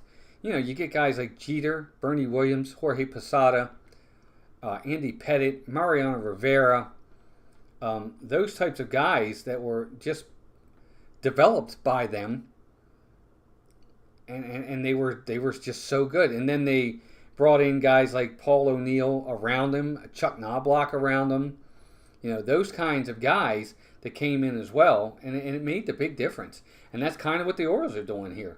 They're bringing in all these guys that they've not just drafted, but developed well, because teams can draft really well. I mean, the Orioles have been bad for years and had high draft picks for a long time. But they couldn't develop the players. They just weren't good at developing. And that has gotten better over the years for the Orioles, thank goodness. Some of these guys that they drafted, like Dylan Bundy, Brian Mattis, Kevin Gausman, some of these guys, these were highly touted guys coming out of college. And they were expected, they were drafted correctly, but the Orioles couldn't develop them. Here's the first pitch to Gleyber Torres. Checks his swing, but they peel down to first base, and it's called a strike. 0-1 count on Gleyber Torres. Again, no score, guys. We're in the top of the 5th inning. These pitchers and we're in a pitcher's duel again. Here's the 0-1 pitch. Ground ball foul. And just like that, Corbin Burnes is ahead in the count. Now, Burnes is already at 68 pitches in this game.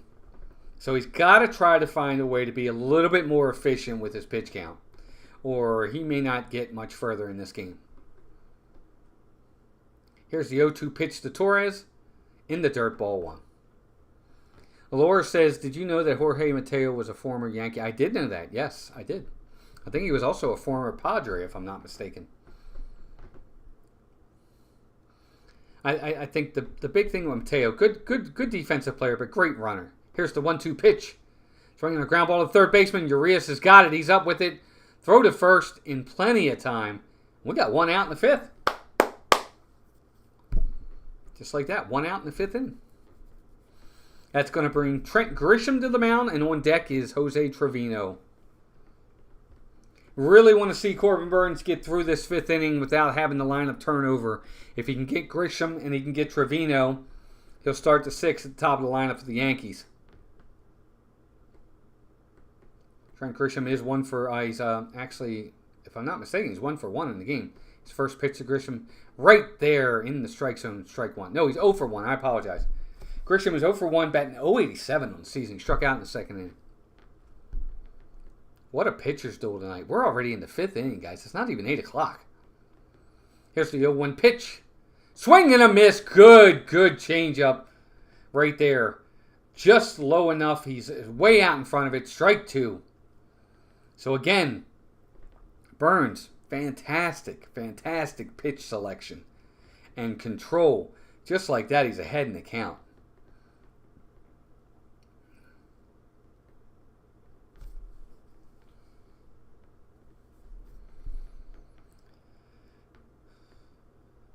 Hitters in the box. Here's the 0-2 pitch from Corbin Burnes. He's out. Oh! Wow! Adley Rutschman framed it. Burnes thought he had him just on the outside edge. It looked like strike 3, but he didn't get the call. 1-2 is the count now to Grisham. Corbin Burnes 1-2 pitch. A little bit further outside that time. Ball 2. 2-2. Wow, I thought he had him. I thought he was going to ring him up, but he didn't. So Grisham kind of runs the count back to even. Here's the 2-2 pitch. Swinging a ground ball to the second baseman. He's got to hurry. He gets him just in time. Throw to first, and that's 2 down in the inning. And that'll bring up Jose Trevino.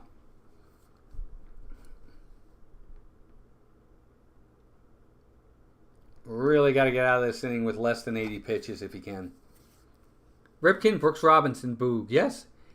Beniv, BNIV03. Welcome in. Good to have you here. You got it. Ripken, Brooksy, and the Boog. Yep. They're all great Orioles. Here's Trevino. 0-1 on the day. Here's the first pitch. Ground ball up the middle. Gunnar makes the play. Dives. He throws. Oh, he can't get to his feet. Good stop by Gunnar, but he couldn't get his feet to make the throw. So that's going to be an infield hit for Trevino. Nice play by Gunnar to get there. Ball was up the middle. He makes the dive, tries to get to his feet, and he loses his feet. So base hit for Trevino up the middle. And the Yankees have a 2-out hit. And that will turn the lineup over, and that'll bring us back to Anthony Volpe with 2 outs and a man on first. Pitch counts at 76 pitches. Here's the first pitch. Fly ball down the line. That ball is gone! Oh my gosh. I'm sorry. That was Oswaldo Cabrera. Just hit a first pitch from Corbin Burns down the right field line and just gets it inside the right field foul pole. And it's 2-0 Yankees. Just like that. Wow. What an at-bat. As Waldo Cabrera was the number 9 hitter. I'm sorry, I thought they turned the lineup over. Big at-bat. Ball on the inside. He gets his arms in, drives it down the line, and it just stays fair inside the pole. And it's 2-0 New York, just like that. That's a bummer. Are the Orioles going to... It's a crew chief review. Oh, it's a crew chief. Okay, it's a crew chief review. That ball's gone. Wow, just like that. Corbin Burns, as well as he was doing. Yeah, that ball just inside the line. That's a home run. Yep, 2-0, just like that. Orioles are going to... Again, this is what I was talking about when we first started. And I was talking about how Gil was keeping this game close with his pitching, to the point that, you know, anything could happen, and the Orioles had to get out to a fast start, and they couldn't do it. No, it's not even close to being over, Chris. But we're not doing a ball. First pitch to Volpe, and it's a curveball in there for strike 1. No, I agree. I mean, it's not over, but I tell you, the way we're hitting right now, we're not looking good. We're not hitting the ball hard or anything. 0-1 pitch to Anthony Volpe. He's 0 for 2 on the night. Corbin Burns sets, he deals. Swing and a miss, strike 2. Good pitch.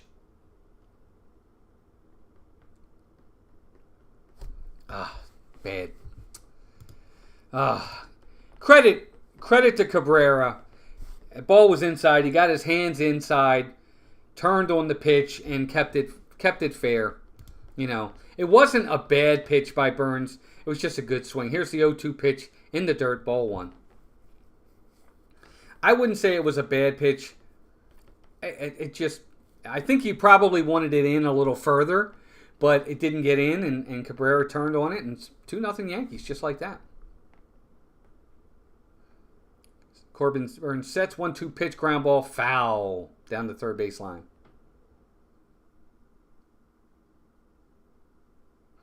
Well, no, if he gets through, well, first off, it's only 2 runs through 5 innings, Chris. He's not even through 5 yet. But, you know, if he can get through this inning and he gets 2 runs on 5, you know, in 5 innings, that's not bad at all. Here's the 1-2 pitch. Check this swing. No, he said he went. He went. Strikeout. So the inning's over, but the Yankees get 2 runs off 2 hits, and they take a 2-0 lead as we head to the bottom of the 5th inning. That's a bummer for the Orioles right there, because what that does is that gives the Yankees, that wakes them up. That gives them life right there. That's a bummer. I really thought Burns was going to get out of this inning and keep it 0-0. But now the Orioles, the hitters got to do some work. It's just that simple. They got to start hitting. Colton Cowser, Jordan Westburg, Cedric Mullins coming up. Bottom of the fifth inning. 2-0 Yankees. Orioles got one hit, guys. One hit. Heston Kjerstad hit the right field. That's it. Nothing else. And they haven't even really hit the ball hard. Kjerstad's hit the right field. It's the only ball that's really been hit hard so far. Well, Chris, no, he's only through 5 innings anyway. He hasn't even come out for the 6th yet. That was only the 5th inning. He's still got to come out for the 6th. That was the top of the 5th. So it's 2 runs over 5 innings. He's got to pitch the 6th and not give up any more runs for 2 runs over 6 innings. But I get what you're saying. Not good.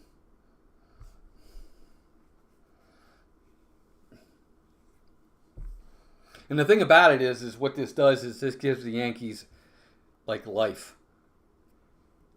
It's kind of like the old saying, "Don't wake a sleeping giant." It's kind of that's through these first 2 games with the Orioles, they've seemed lifeless, dormant, almost uninterested. It seems, and then a ball like that down the line, and all of a sudden it's just like a shot of adrenaline to the team. So the Orioles, this might be the biggest inning of this game for me.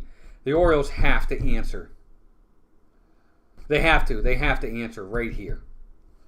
They have to find a way to answer this right away.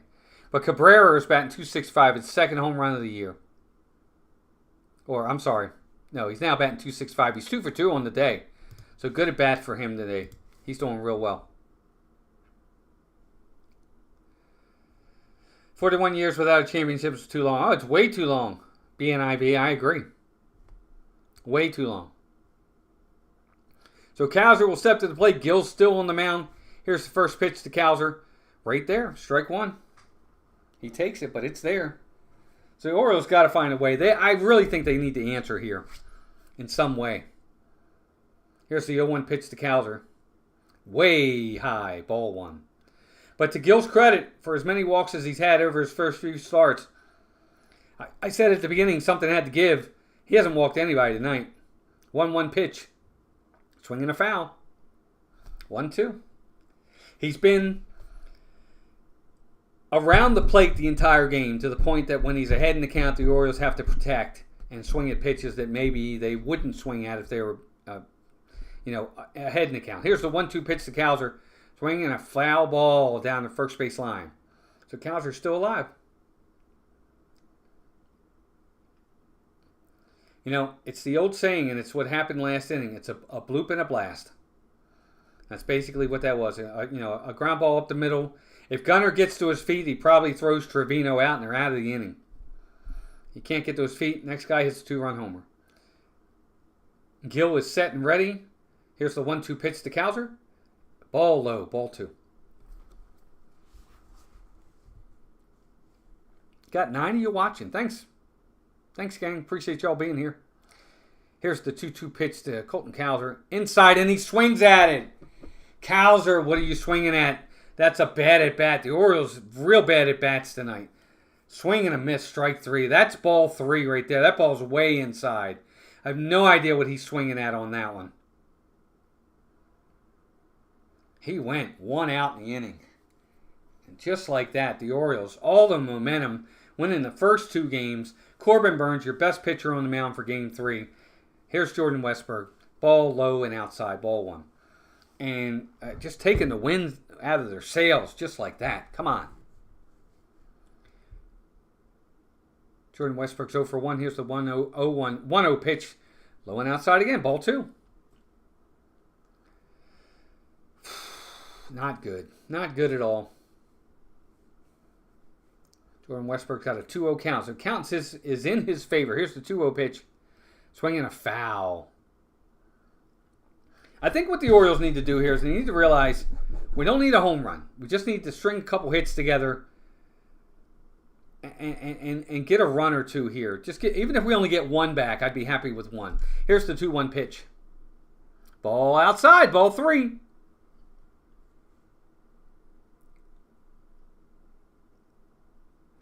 Yeah, Chris, I don't know. I mean, I didn't think he was going to hit 420 all year. He's still batting around 300. He's doing all right. Here's the 3-1 pitch to Jordan Westburg. That ball's right there. 3-2. And that's the other thing now that Gil can do. 3 balls, 1 strike. He just throws a fastball right down the middle and says, here, hit it. And Westberg can't get it. He can't get to it. He fouls it off. And just like that, 3-1 is now 3-2. And Gil's back in control. Here's the 3-2 pitch. Swinging a foul again. Westberg stays alive. It's the importance of the at-bat and knowing the game and where you are. You now have a 2-0 lead. You can challenge a hitter. Nobody on base. He hits a home run. It's 2-1. Here's a 3-2 pitch. And there's a pop-up.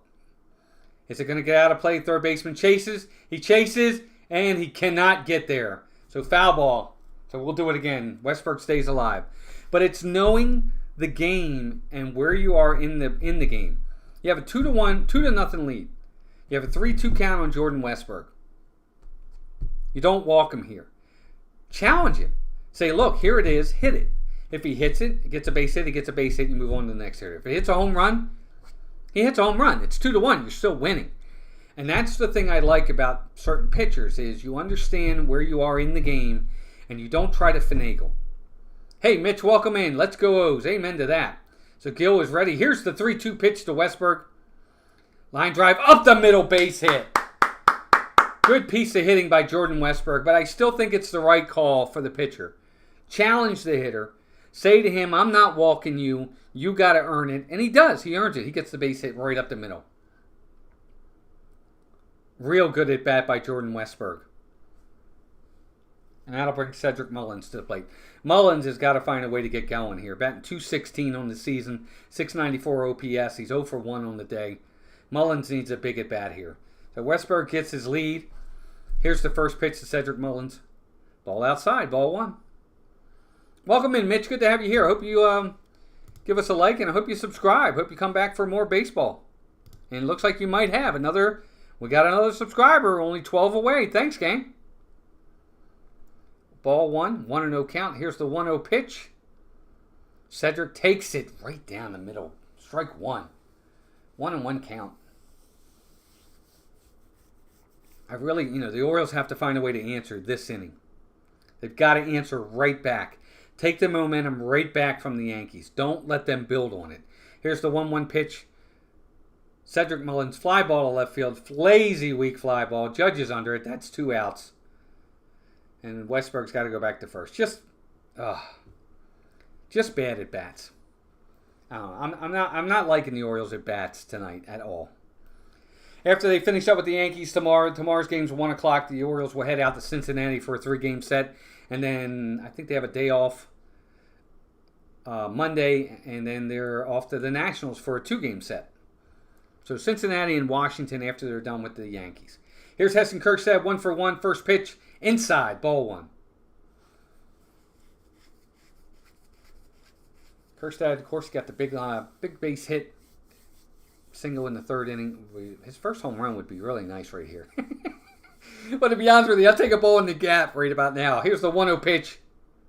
Swinging a pop-up. I think that ball, they don't know where it is. Third baseman's coming over. He's got to play. And that's the inning. No. Just the at-bats today are terrible for the Orioles. That's your inning. No runs. 1 hit, a man left. We head to the 6th. 2-0 New York.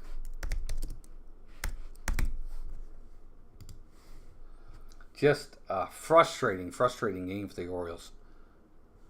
Scott Rowe, welcome in. Scott, welcome in. Listen to you all takes me back to when I listened to the games on the radio during the summer break. Well, they're a lot better than me. But I appreciate you saying that, Scott. Welcome in.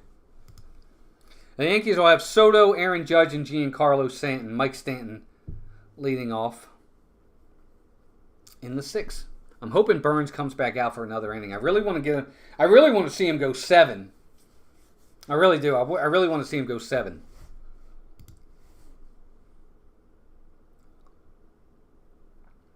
Well, Chris, you know what? But credit to the pitcher. He's around the plate. For a guy that's walked a lot of batters this year, he's done exactly what he's had to do. He's not making mistakes out over the plate. His fastball command is there. He's doing what he's got to do to get these outs. And the Orioles just aren't having good at bats. That's the other thing too. To me, it seems like I agree to a point with you when you say they have no plan at the plate. Their approach seems to be like they're swinging to tie the game with one swing. Just drive the ball. Both Westberg and Kirkstad, their 2 base hits, all they did was they just drove the ball. They weren't trying to do too much with it, and just like that.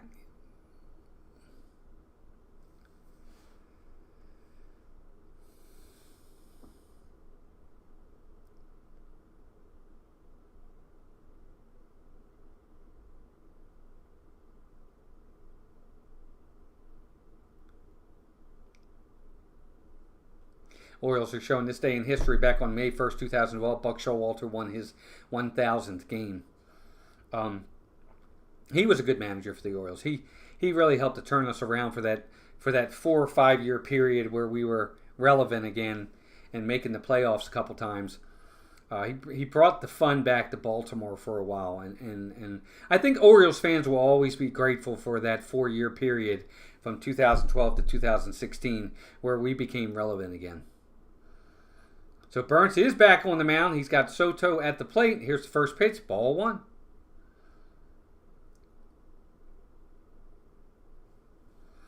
Soto on the day, 1 for 2 with a single and a stolen base. He's got a 1-0 count right now.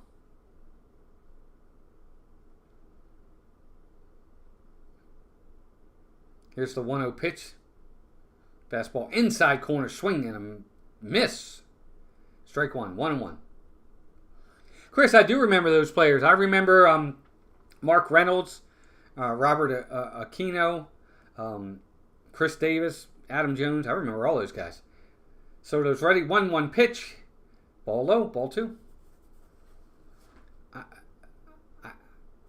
haven't seen much of Juan Soto, but I don't know what it is with him. Somebody needs to up and in buzz his head one time. Here's the 2-1 pitch. Ball 3. I don't know.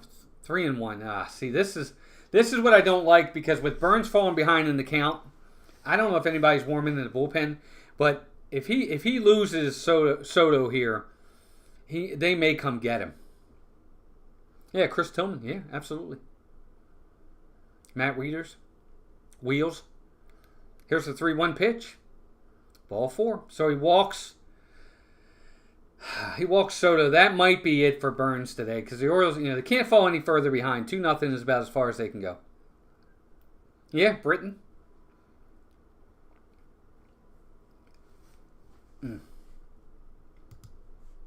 Thanks everybody for being here. Top of the 6th inning. This game is really, to be honest, it's really flying by. 29 likes. Thanks everybody. So Aaron Judge steps to the plate. Man on first. Nobody out. First pitch to Judge.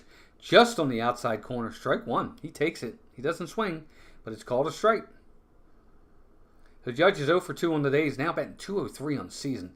It scares me because he's due. Burns needs a nice ground ball at somebody right here. Here's the 0-1 pitch. Swing and a miss. Strike 2. Another really good pitch. Low and outside, but just close enough that Judge offers at it. And he's ahead in the count. He's got 2 strikes on Judge right here. Again, you don't have to throw a strike here. You're ahead in the count. Let's see if he'll chase. Here's the 0-2 pitch. Swing and a foul. We'll do it again. This is the time of the game where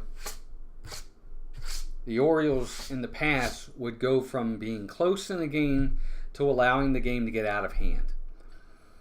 And this is what worries me about this inning. You have their best hitters at the plate. You've already got a guy on first. Oh, throw over to first, Soto's back. What you don't want is for this game now to get out of hand.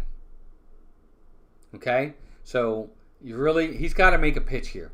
You got to find a way. What's going on? Something's going on. What's going on here? Burns talking to Adam Beck. Those signals. That was the first disengagement. Okay. Guess they're talking about disengagement. That because he threw over the first. So he's still got an 0-2 count. Juan Soto on first base. 2-0 Yankees. Top of the 6th. Nobody out. 0-2 pitch to Aaron Judge. Just got to be careful here. Outside, the runner goes, throw to second. Not in time, and another stolen base. Another stolen base. And now the double play is out of order. I mean, he's got 3-4 steps before the ball's even to Rutschman. Again, not the best throw again by Rutsch. He's shortened everything when he throws the ball. But another stolen base. 2 stolen bases now for Soto. 1-2 count to Aaron Judge. Here's the pitch. Ground ball at the shortstop. Looks the runner back. Throw to first. And that's 1 out. So Judge cannot get the runner over to third. He can't get him over. There is 1 out. The Orioles got the first out of the inning. That'll bring Stanton to the plate. And Soto's still at second. Scott says, I would love to go to Iowa and see the Field of Dreams. Yeah, that would be nice, Scott. I'd like to do that too. Oh, man. This lineup. Volpe, Soto, Judge, Stanton, Rizzo, Gleyber Torres. Good lineup for the Yankees, even though they're struggling. Man on second. He goes to third. Throw to third. Did they get him? They got him. Soto tried to steal third base. Nice throw that time from Adley Rutschman. Great tag by Urias, and they got him. That is a huge out. Why would you try to take third base there? He is. He's out, too. Great tag by Urias right on the leg, but a good throw by Rutschman. They got him. Oh. They might challenge that. Nope, they didn't. Here we go. 2 outs. He must have got him up high and then down low. He tagged him twice. But 2 outs in the inning, but a 2-0 count now to Stanton. See, I think that's on Juan Soto there. I don't know. He must have had the green light. There's no way you steal there. But a 2-0 count to Stanton. Got to be careful. Swinging a fly ball. Left field. Oh, Heston Kjerstad's in. He dives or slides, and he makes the catch. Woo, that's your inning, guys. So the Orioles get out of it. Kjerstad, not the best. He didn't look very nimble there, but he makes the catch. And the Orioles are out of the inning. We're going to head to the bottom of the 6th inning. They keep it 2-0. Goodness gracious. Here's the thing. What is Soto thinking there? So what's the mindset there? What are you trying to do? Right? I understand the Yankees are struggling to get hits here.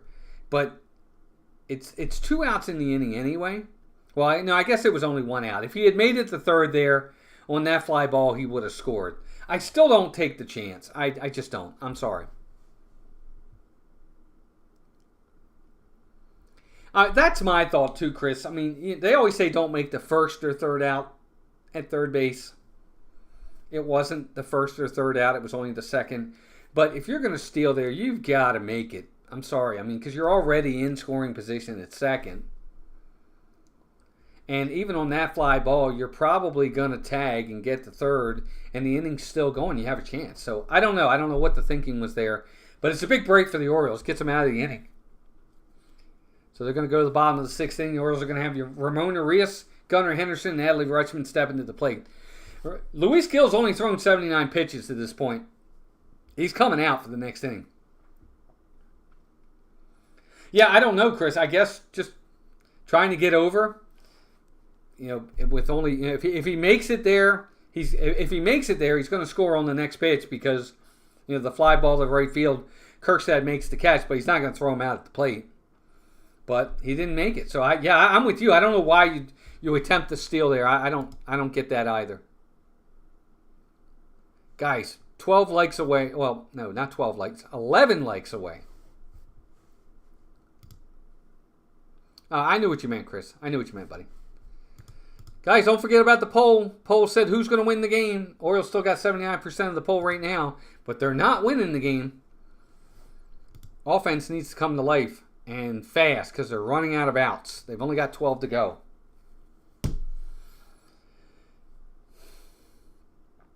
Will Corbin Burnes make it back out for the next inning, folks? Does he come out for the 7th inning?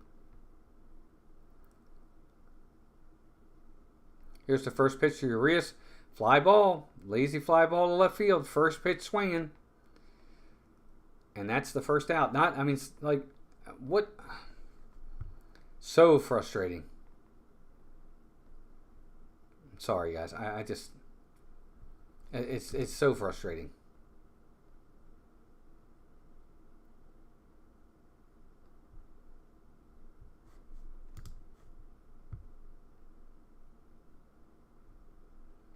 Here's Gunnar Henderson, first pitch to him. Ball outside, ball one. Just, I've never been a big Ramon Urias fan, and he's just, I'm sorry, just not good. Here's the 1-0 pitch to Gunnar. Low, ball two. So he's got a 2-0 count here. Yeah, he does look like he's done for the day, Chris, which is kind of a bummer. I would have liked to have seen him come out for 7. Here's the 2-0 pitch. Ball 3, outside. So here we go again.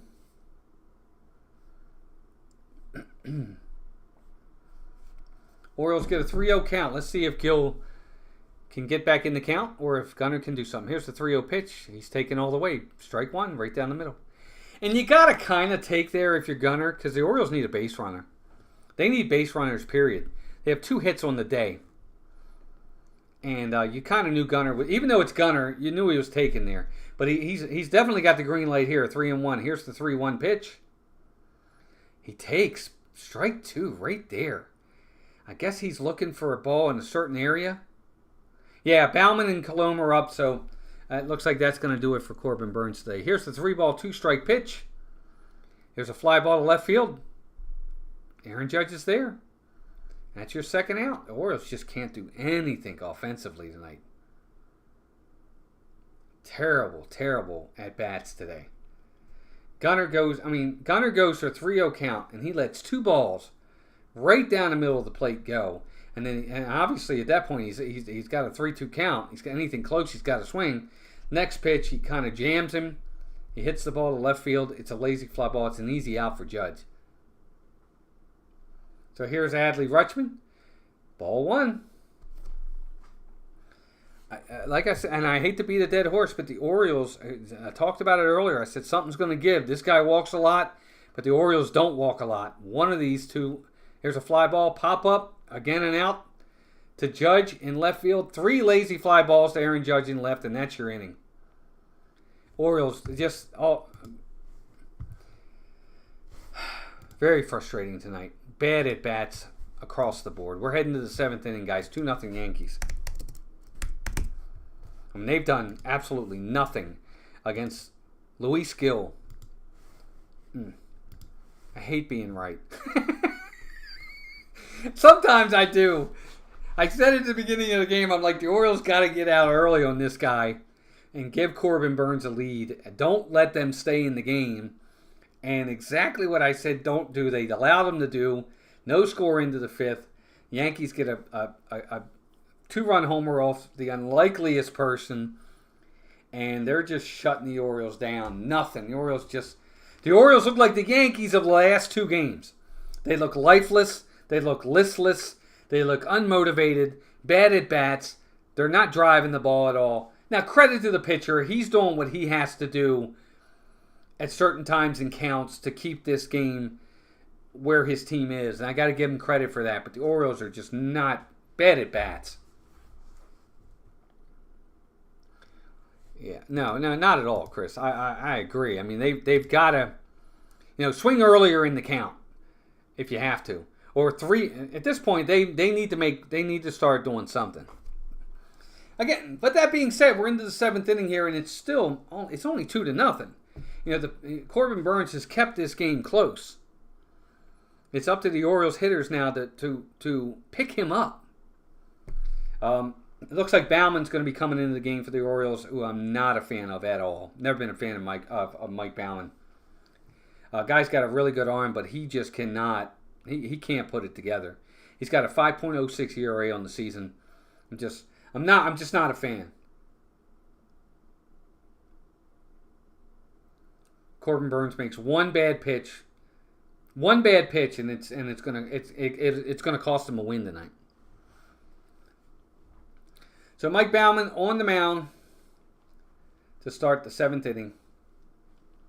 Again on the year, Bauman has had 12 games. He's 1-0, 5.06 ERA, 10 innings, 10 and 2/3 innings, 13 strikeouts, 6 walks. Opponents are batting 304 against him. So he'll get Rizzo, Gleyber Torres, and Trent Grisham.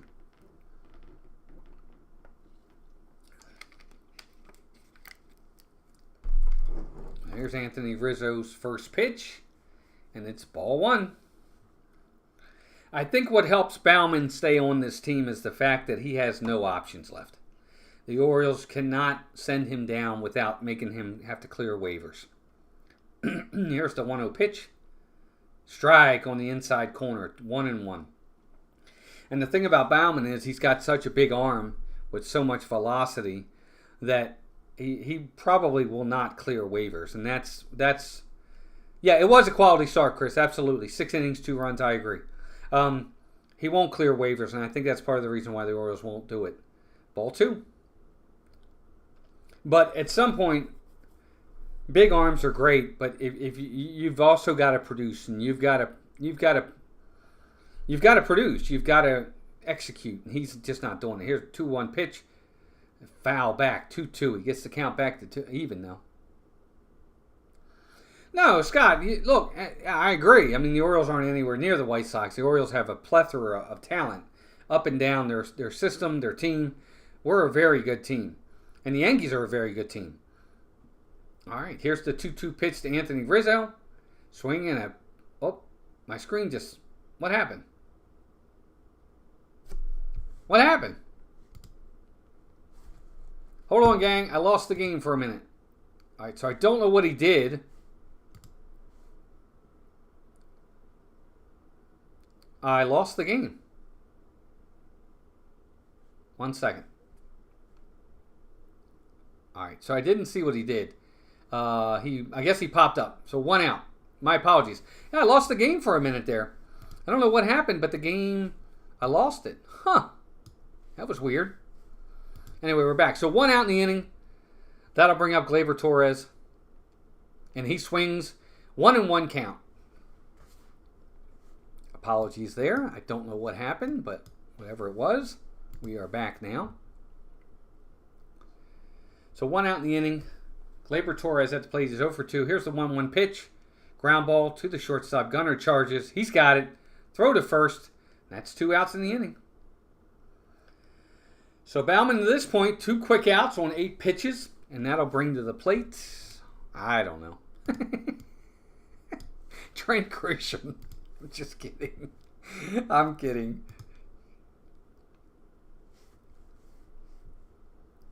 Oh, my goodness gracious. Still got 13 of you in here watching. Thanks, gang. Appreciate y'all being here. We're having fun. I enjoy it. Picked up a couple subscribers tonight. That's really nice. I appreciate y'all doing that. First pitch to Grisham. Right there. Strike 1. He takes it. So 0-1. Baumann's, so far at least, he's looking pretty good this inning. See if it keeps working in his favor. Here's the 0-1 pitch. Low, just low. Ball 1. 1-1 count.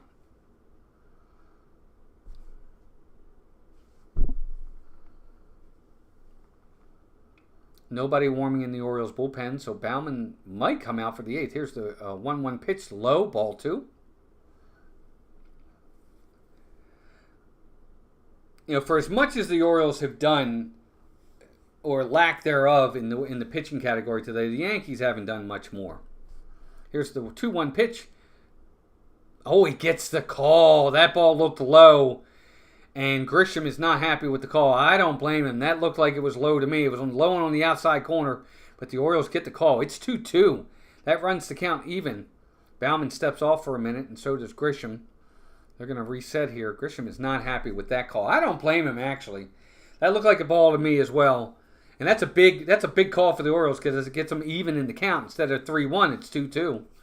And now, Grisham's got to expand the zone a little bit because you just don't know. Here's the 2-2 pitch. Way inside. Wow, he really overthrew that one. Baumann's not even close on that pitch.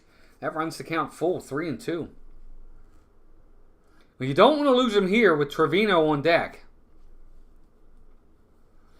Again, you really would like to have the 8th inning go with the 8-9-1 hitters. Baumann's set. Here's the 3-2 pitch.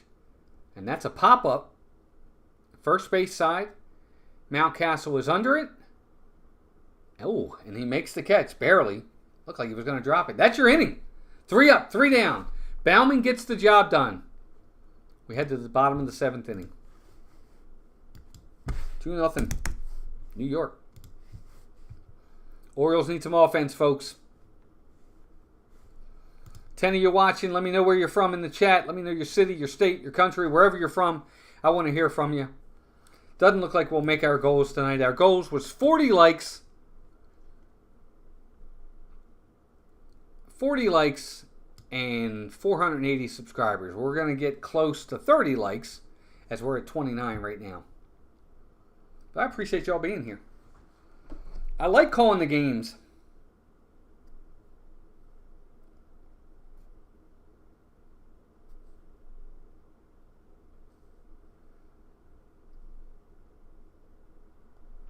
Just checking my phone while we're waiting. Northeast Illinois for Jeannie in the house.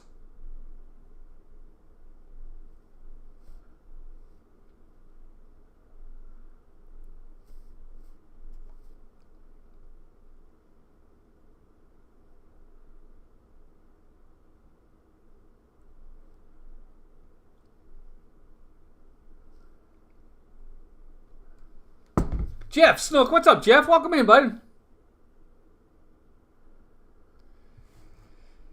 What happened with your Twins? Did I miss it?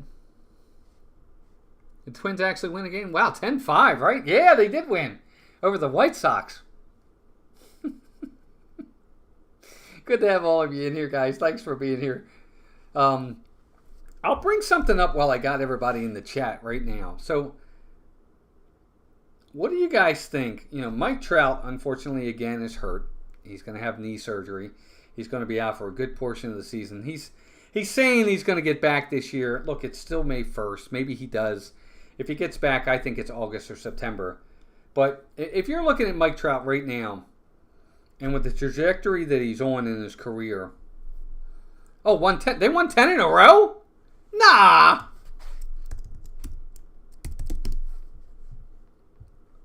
Are you sure about that?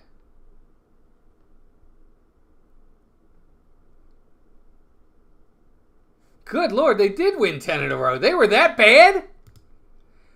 Because they're only 4 games over 5. No offense. I mean, they're only 4 games over 500. Now they have to win 10 in a row to get 4 games over 500. That's crazy. 0-1 count to Ryan O'Hearn. Ball high. 1-1. Wow, they won 10 in a row. That means they were 7-13 to win 10 in a row to get to 17-13. Hey, whatever happens. That's the way to do it. Here's the 1-1 pitch. Outside, ball 2. I think no matter what, this will be Gill's last inning. Jeff Snook, welcome in, sir. Good to see you. Appreciate you being here. Here's the 1-1 pitch. Ball high. Ball 2.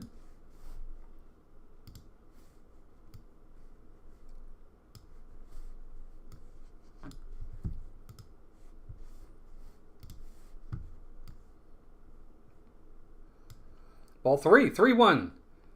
And he walked him. Ryan O'Hearn gets the walk. And just like that, that might do it. Aaron Boone might come get him now. As soon as they announce Ryan Mountcastle into the game, you might see Aaron Boone come get him.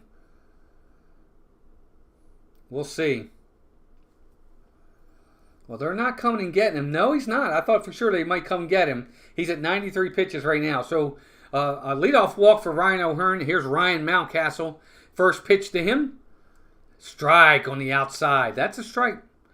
That's a ball that for some reason Ryan Mountcastle, when he's going good, just punches into right field. But when he's going bad, he just can't get to that ball. And he does not swing at it here. He's 0 for 2 tonight. We need a big hit here. Here's the 0-1 pitch to Mountcastle. Fly ball, right field. Ball's deep. It looks like he's got to play. He does. Soto's under it, and that's the first out of the inning. He hit it to the warning track, but he just misses it. Cynthia, Candy Mom, welcome in, dear. Good to see you. He just missed it, too. And now, here comes Aaron Boone. He is done for the night. So that's going to do it. He's going to go get the lefty.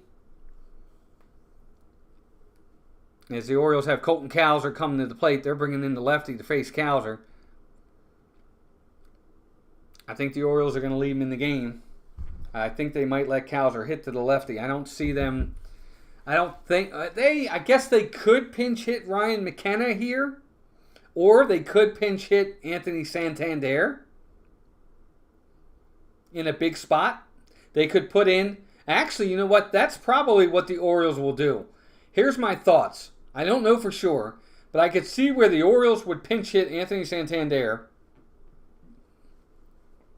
And then in the bottom of the inning, or in the top of the eighth, they'll put Ryan McKenna out in right field. So that's what I think they'll do. I think what they'll do is they'll let Santander hit and let him hit from the right side. And then after the inning, they'll have McKenna go out and play defense in right field. Again, I could be totally off, but we'll see. Jeff says 6 of those 10 wins were against the White Sox, so we should take it with a grain of salt, admittedly. Well, I mean, Jeff, you can only play who you play. You know, the Orioles are going to play the White Sox at some point this year. You have to play who you play, but they did what they're supposed to do. You're supposed to beat the White Sox. The White Sox are terrible.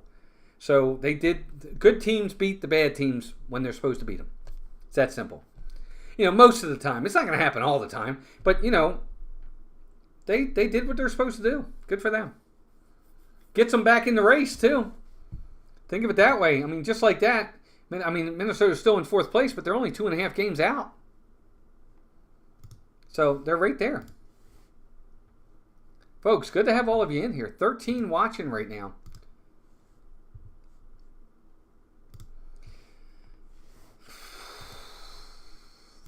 All right, I think we're long into this far enough. I'm going to end the poll. So the poll ended. 74% thought the Orioles were going to win. 25% picked the Yankees. So that's 39 votes, too. Thanks for all the votes, gang. So Caleb Ferguson is in the game. 4.50 ERA on the year. He is going to face Cowser. Cowser's going to stay in the game.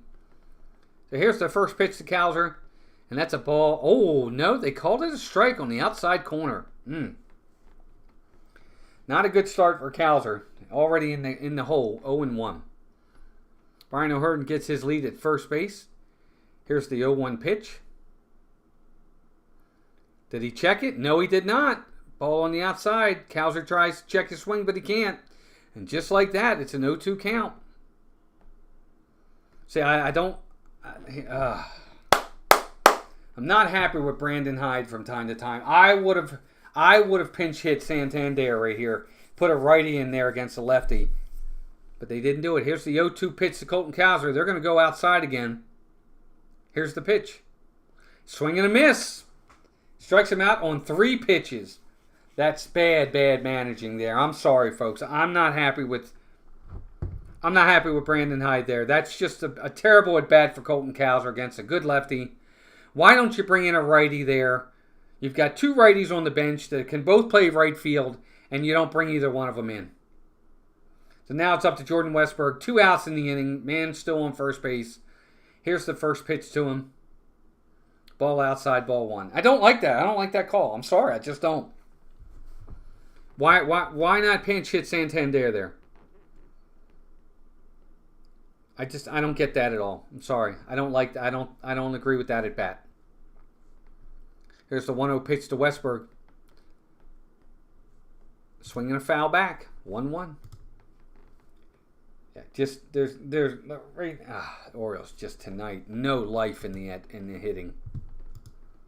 So it's funny. The Orioles won the first game 2-0. Won the second game 4-2. They're down this game 2-0. Here's the 1-1 pitch. Westburg foul back. 1-2. The Orioles just seem their timing is off. They're not catching up to the fastball, and they can't lay off the balls out of the zone at all tonight. Just bad at bats throughout this whole game for the Orioles. Now he's ahead in the count 1-2. Here's the pitch. Swing and a miss. He got him. And the Orioles are done in the bottom of the 7th inning. Bad at bats for the Orioles tonight. We're going to head to the top of the 8th inning. The Yankees are holding on to the lead 2-0. Bad at bats. Just bad. Can't be happy with that. But again, I'm sorry. I'm putting that Cowser doesn't hit there. Look, I'm not the manager. He's the professional. I'm not anybody. But Cowser doesn't hit there. I'm sorry. I know he's had some success this year against lefties, but I don't see it there. Bring a righty in. Let's see what he can do. and let's leave it at that. And he doesn't do it. And he swings at 3 bad pitches. I mean, the first pitch was outside. Maybe that's a ball. But the next pitch and the next pitch, strike 2, strike 3. Bad pitches, low and outside. Cowser can't lay off. Just a bad at bat. Why is he even hitting there? 32 likes, everybody. Thank you very much. Appreciate you. We might not make our goal tonight of 40 likes, but that's okay. Just glad you guys are here. 15 watching again. We are heading into the 8th inning. The Orioles have to find something. Mike Trout get hurt in this last night game against Phillies. Yes, John, Mike Trout's gone. I think there's a good chance he may not come back this season. But he's going to have knee surgery. He did something to his knee, and now he has to have knee surgery. So he's going to be out for an extended period of time. I think it'll be well after the All-Star break before he gets back, if he gets back at all. Because after the surgery, he's going to be out to recuperate, and then from there, he's going to have rehab assignments. He'll be a while. Tampa Bay's losing again. Red Sox are winning. Toronto's losing again. The Orioles, man, they just can't do anything offensively tonight at all. Yeah, it's a quick game to this point. I mean, we're into the 8th inning. 6 total hits. The Yankees, 2 runners left on base. The Orioles, 3 runners left on base. Not a lot of traffic on the bases tonight. Both teams in this entire series have pitched really, really well. I mean, in 3 games so far, we've had 8 runs total from both teams total in 3 games. So Bauman stays on the mound, and he's going to face Jose Trevino, and he's got strike 1. So Bauman's out for the 8th. They're trying to get some length out of Bauman here. Cal Ripken's at the game again. He's been attending a lot of games now. As co-owner, I guess he wants to see him play. Here's the 0-1 pitch. Strike 2 on low and outside. Just catches the corner. So Trevino, just like that, is in a hole. 0-2. The Yankees are pretty pumped up in this game, too. Every time they get a big out or something, they're pumped. Here's the 0-2 pitch in the dirt. Ball 1. 1-2. I don't know what it is, but the Yankees, for some reason, have a chip on their shoulders against the Orioles in this series. I'm seeing it a lot. And today especially, they are really pumped up. Every time they make a big out, get a big play, they are pumping their fists. That home run woke them up. Here's the 1-2 pitch. Swinging a ground ball right at the second baseman, Jordan Westberg. He throws to first, and that's your first out of the inning. I'm telling you, that Cabrera home run woke this team up. Now, not that they're scoring a ton of runs since then. That was their only really big hit of the game. But they seem a little bit more lively now than they did the first 2 games and the beginning of this game. And here is Cabrera. He's 2 for 2 on the night, single and a 2-run homer. He's the difference in the game. Bauman sets.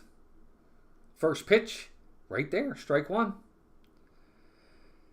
It's the one thing I've always said about Mike Bauman, get ahead. I say that with every pitcher, but with a guy that sometimes struggles with control, don't dilly-dally. Get ahead. And he is. He's done that so far tonight. 0-1 pitch. There's strike 2. Nice pitch. 90 on the outside corner. And again, he gets ahead in the count. 0-2. He had the last hitter 0-2. He's got Cabrera 0-2. Let's see what happens here. Here's the 0-2 pitch. Swinging a ground ball at the second baseman. Weak ground ball. Westberg's got it. Throw to first just in time. And just like that, 2 quick outs. Lineup turns over. Anthony Volpe steps to the plate.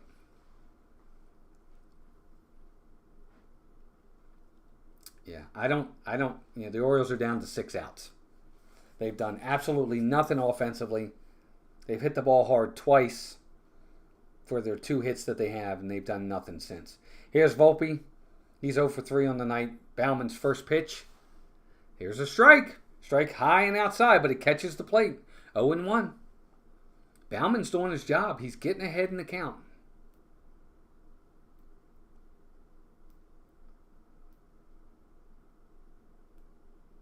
Here's the 0-1 pitch. Swing and a miss. Strike 2. He challenged him up in the zone, and Volpe couldn't catch up to it. So just like that, he's ahead in the count. 0-2. Volpe's 0 for 3 tonight. So Bauman, again, this is where you got to be careful. Don't let him tack on any runs here. Here's the 0-2 pitch. Swing and a miss. He got him.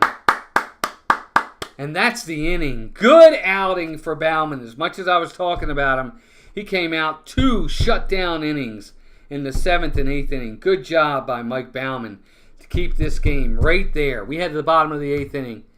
Orioles need offense, folks. 2-0 Yankees.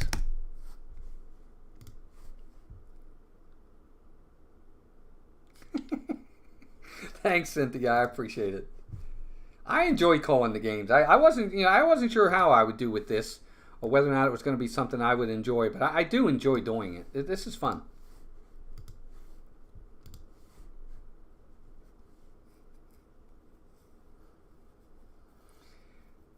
Orioles got the bottom of the lineup coming up here in the 8th inning.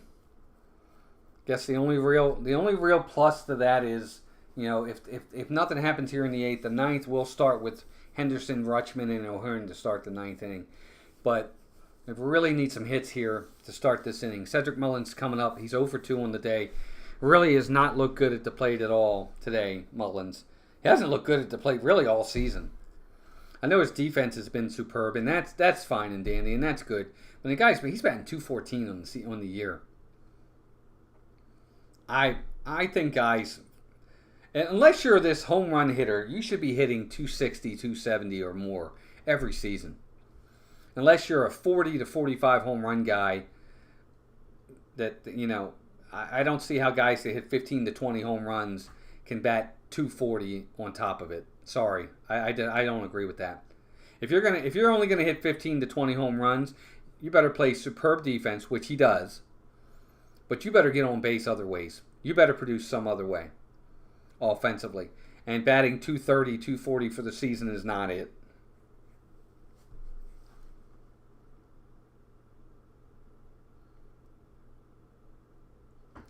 Well, this is baseball, Cynthia. I'm just kidding. So a new pitcher on the mound for the Yankees. Ian Hamilton is in the game, righty. He's got a 2.93 ERA, 15 in the third innings, 12 strikeouts, 7 walks, no home runs. Opponents are batting 192 on the season. 7 walks in 15 innings isn't great either. But again, let's see what the Orioles do with it. They've got 1 walk on the day. Orioles have walked 1 time the entire game. They've struck out 7.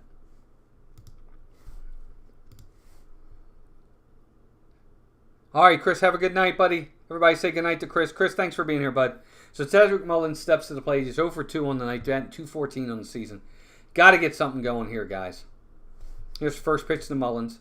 Squares the bunt. Oh, high and inside. He pulls back. Ball 1. Thanks, Chris. Appreciate you. Mullins has got to find a way to get on base right here. Orioles got to find a way to get some runs. Here's the 1-0 pitch. Ball low. Ball 2. So again, the Orioles have had several times today where they've been ahead in the count with the advantage to them, and they've not been able to take advantage of it. So here's the 2-0 pitch. Ball 3 outside. Now, you're the Yankees, you know he's taken all the way. So they're going to go from ball 3 to 3-1 because he's going to throw a strike right down the middle. Cedric Mullins is going to take it. Here's the pitch, 3-0. Right there, strike. Down the middle, just like I said. Mullins taking all the way, and the Yankees know that because the Orioles need base runners. But this is where now at 3-1, Mullins has to make a play. He's got to have a good at bat here. Here's the 3-1 pitch. Ball low. Ball 4. So Cedric Mullins starts the 8th inning with a leadoff walk. That's big because what that's ultimately going to do is now you got speed on the bases. Mullins is very much a threat to steal here, but he doesn't have to steal. You're not down 1, you're down 2. And they're going to let Kjerstad hit. He's 1 for 2 on the game with a single and a fly out. Kjerstad needs to have a real good at bat here. Mullins on first. Here's the first pitch. Strike on the inside corner. 97.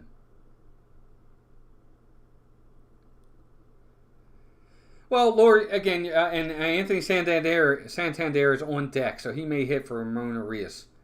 But here comes Heston Kjerstad, 0-1 pitch. Ball in the dirt. He checks his swing. 1-1.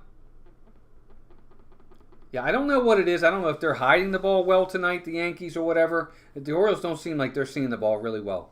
So Santander is on deck for the Orioles. Kjerstad's got a 1-1 count here. I don't know if Mullins will steal because the last thing you want is to run yourself out of an inning. So here's the 1-1 pitch to Kjerstad. Swinging a foul back, he just misses it. 96 miles an hour up in his chest. He swings at it, but he doesn't get it and fouls it back. So 1-2. So now Kjerstad's got to be careful. And this is where, for me, your batting approach has to change. You're down in the count. Your job now is to shorten your swing, make contact. It can't be a strikeout here.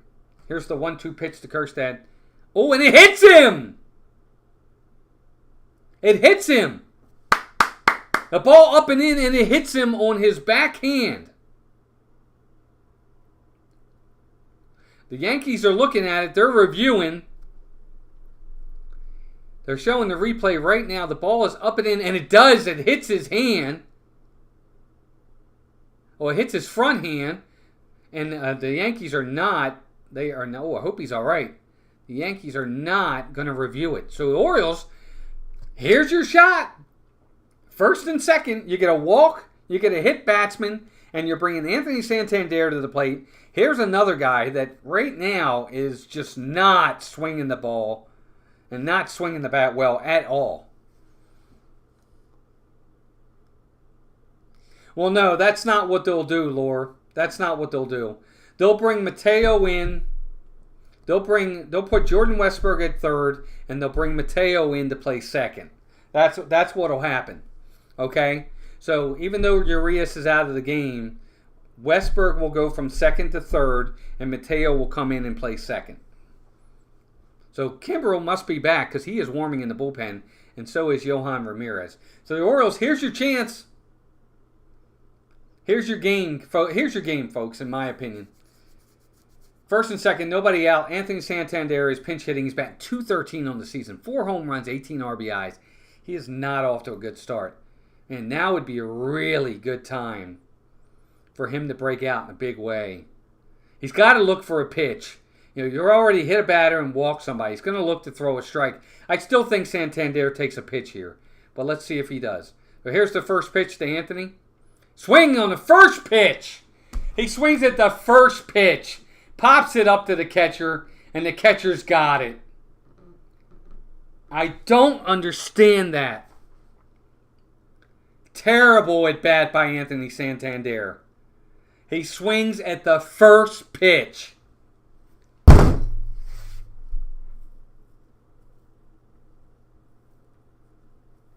Horrible, horrible, horrible at bat for him. That's just terrible. Take a pitch. He has walked and hit a batter. And now here comes Aaron Boone. He's out of the game. They're going to go get a lefty. That's such a big at bat. And Anthony Santander has just been.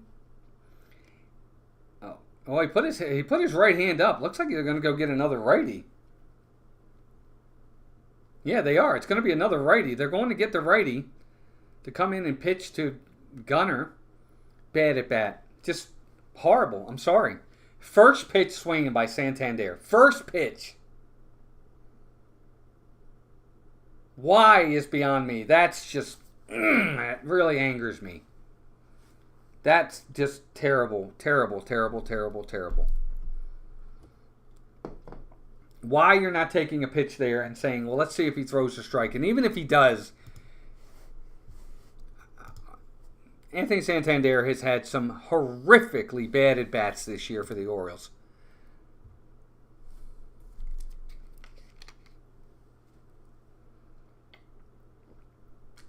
It's frustrating, folks, because, again, where are you in the game?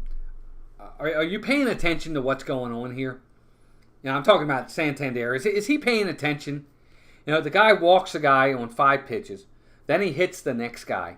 So the pressure's on him to throw strikes. You swinging at the first pitch, you've just basically taken the pressure off of him. Just like that. The pressure is now off. Make him throw strikes. Even if he throws the first strike, let him throw the first one. Get the timing of the pitches. Nothing. Nope. Swings at the first pitch, pops it up to the catcher. Nothing. Terrible at bat. Nothing productive from that at bat. Doesn't get the runners over. Doesn't get them in. Doesn't do nothing. Now it takes Urias out of the game.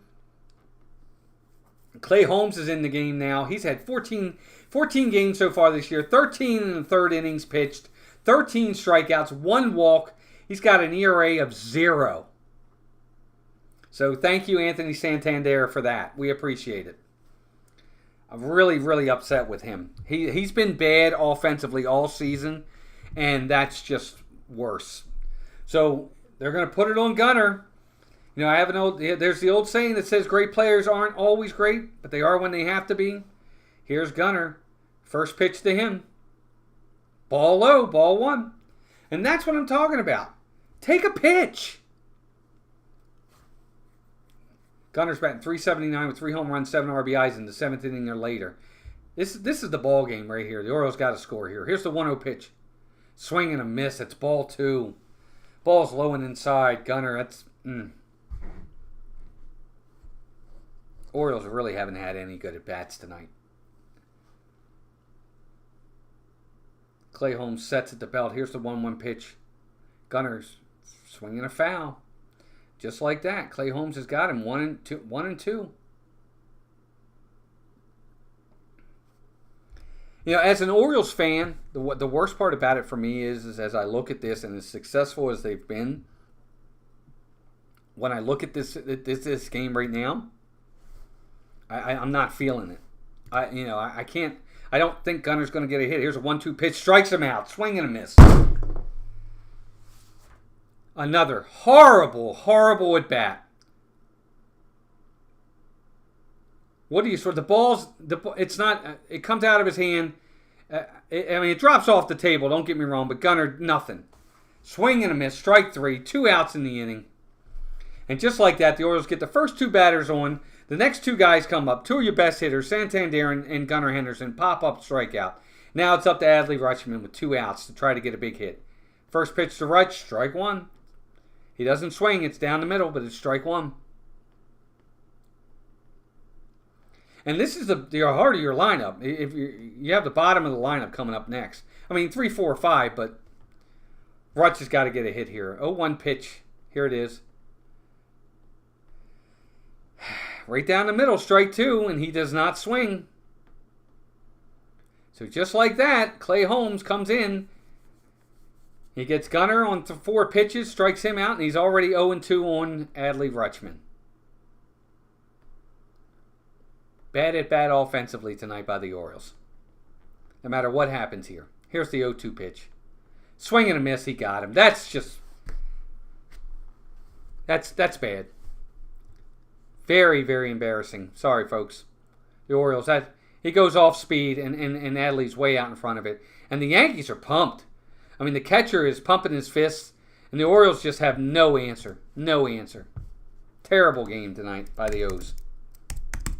Don't deserve to win this game. That was their best opportunity. They can't even advance the runners. Your three of your best hitters in the lineup, Santander, Gunnar Henderson, Adley Rutschman, stepped to the plate. Nothing. Bad at bats, gang. Orioles should be very upset with themselves. Credit to the Yankees. They made good pitches there, too. Don't get me wrong. They got ahead in the count when they had to. Credit to Aaron Boone by making the right calls on the pitchers. He went and got the right guys. I think he went and got Clay Holmes at the right point to bring him in against Gunnar and Adley. And the guy just shut him down. You know, and just, so bad.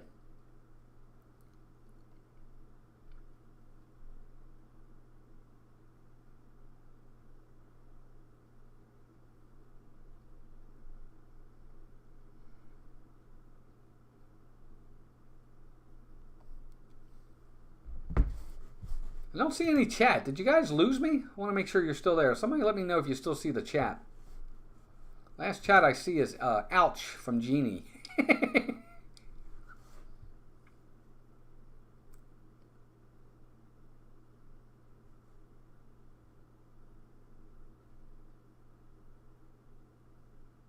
Coming up for the Yankees, Juan Soto, Aaron Judge. and Giancarlo Stanton in the top of the 9th inning. Still here. Thank you, Jeannie. Appreciate it.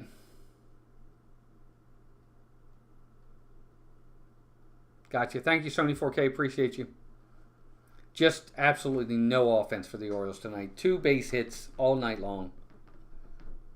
They've done nothing offensively. 5 runners left on base tonight. The Yankees have done very little themselves. They've got 4 hits. They've only left 2 runners on base. But the big 2-run homer in the 5th inning, that's the difference in this game.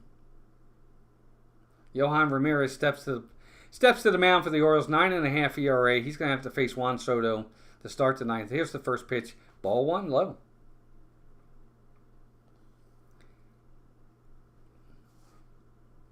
So, yeah, like I said, Westberg goes to 3rd. Mateo goes to 2nd. That's the defensive substitutions. Here's the 1-0 pitch to Soto. Strike just on the outside. 1-1. Hey, Nathan, welcome in. Good to see you. Yeah, the Yankees seem very pumped in this game. I think that home run really woke them up. So here's the 1-1 pitch. Ball 2.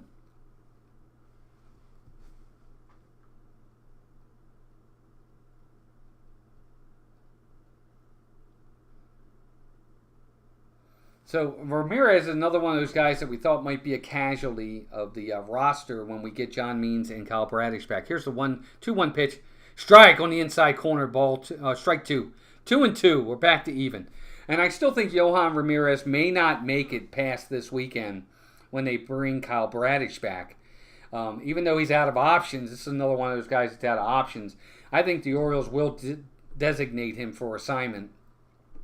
And just hope that he clears waivers to the point that they can send him back down to the minors. I guess we'll see. So a 2-2 count to Juan Soto right here. Here's the 2-2 pitch. He got him. Swing and a miss. Soto is out. Strike 3. And that's your first out of the inning. And again, Soto's saying something. He says something to Adley Rutschman after the at-bat. I don't know what, but he said something to him. But anyway, first out of the inning. Please, Baltimore, win. Welcome in. Here's Aaron Judge. First pitch. Oh, he gets the call. That ball was low, but he gets the call. Strike 1 on Aaron Judge. Hey, welcome in. I don't know the name because it looks like it's in...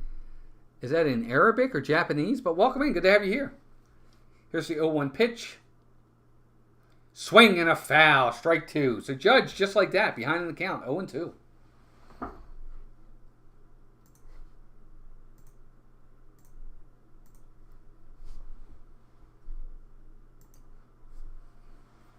Sorry, I had to shut off my other computer next to me. So Yohan Ramirez, 0-2 pitch to Judge. Line drive, dead center field, right at Cedric Mullins. He hit it hard, but he hit it right at Mullins for the second out. Welcome in. I hope you subscribe to the channel. Don't know if you will or not, but I hope you do. No, there's a score, Melissa. 2-0 Yankees. The Orioles have done nothing. Here's Stanton. First pitch to him. Tries to backdoor a cutter, but it's inside, ball 1.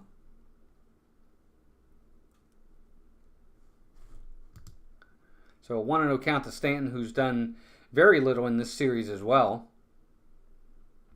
Here's the 1-0 pitch. Ground ball to the third baseman. Jordan Westberg's got it. Throw to first, and that's your inning. So just like that, the Orioles are done.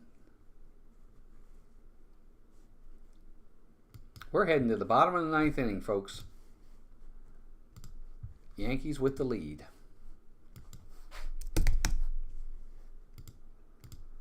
Orioles will have O'Hearn, Mountcastle, and Cowser. Doesn't instill a lot of confidence. Because none of them have done anything tonight.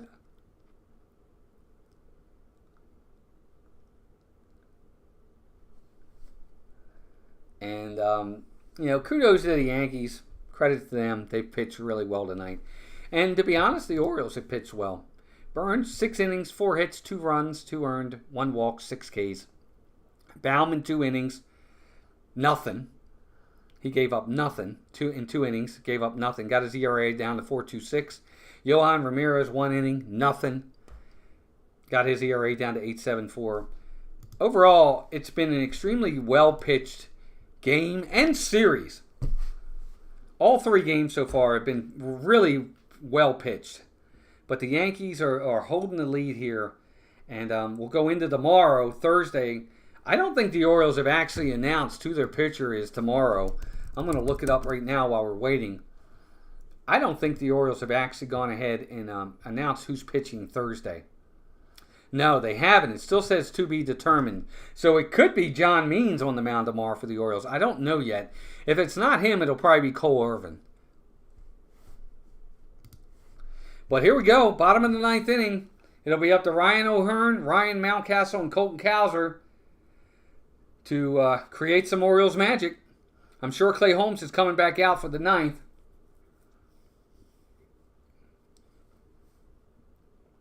Yep, he is. So Clay Holmes, who's looked nothing short of dominant, is going to come out for the 9th inning and try to put this game away for the Yankees. And the Orioles are going to try and muster some Orioles magic here in the 9th. They have not looked good all night long.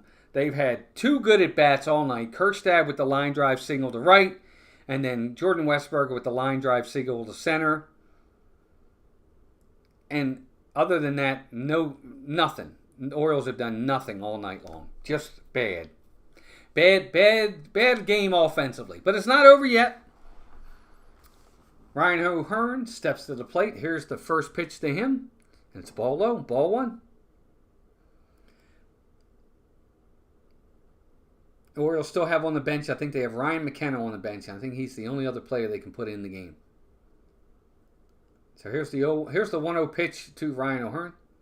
There's a strike. Strike on the outside corner, 1-1. Orioles need base runners. So O'Hearn's got to find a way to get on base.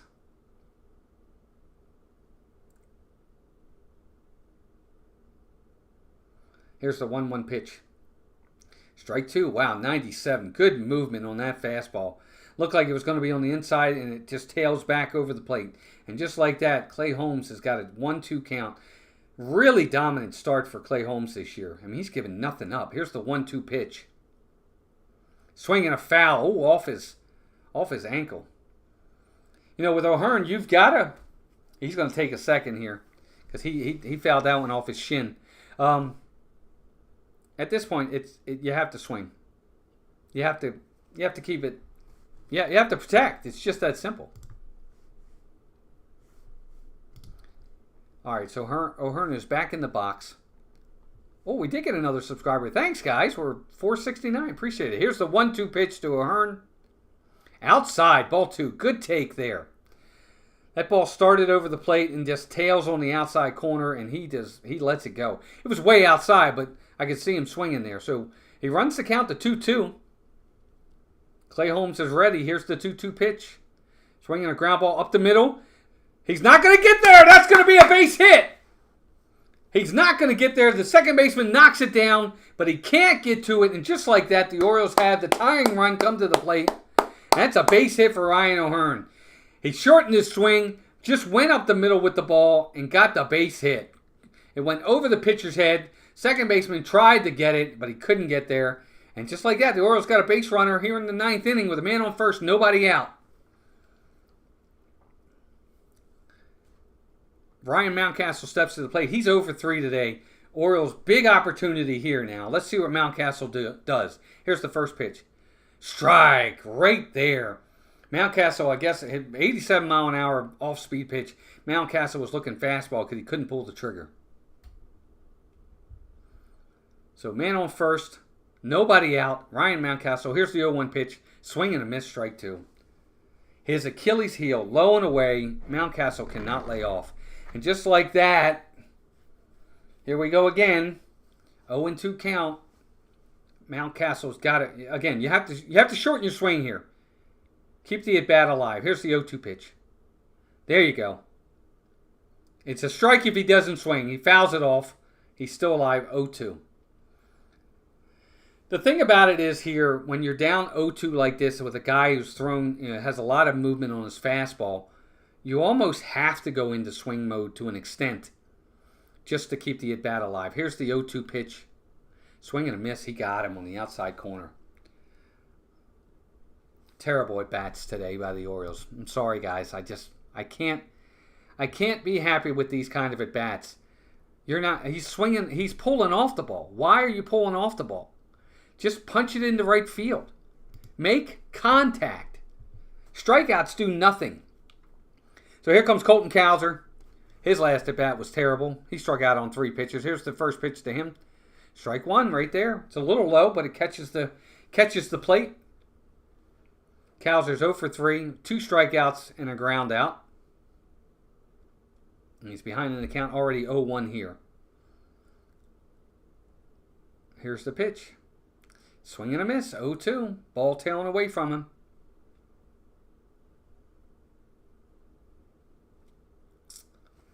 Got the leadoff guy on too. Again, the Orioles, in the only times they've gotten a leadoff guy on, they're not even able to get him over. That's the worst part. They've done nothing productive of even getting the guys over when they gotten on. So just like that, Cowser's behind in the count. He's going to go into swing mode. Swinging a ground ball to shortstop. Throw to second for 1. Back to first, not in time. So they get the lead runner at second. That's the second out of the inning. And it's going to be up to Jordan Westburg to keep this game alive. He hits a weak ground ball to the shortstop. He throws to second for 1, but they can't get him at first. So it's a fielder's choice.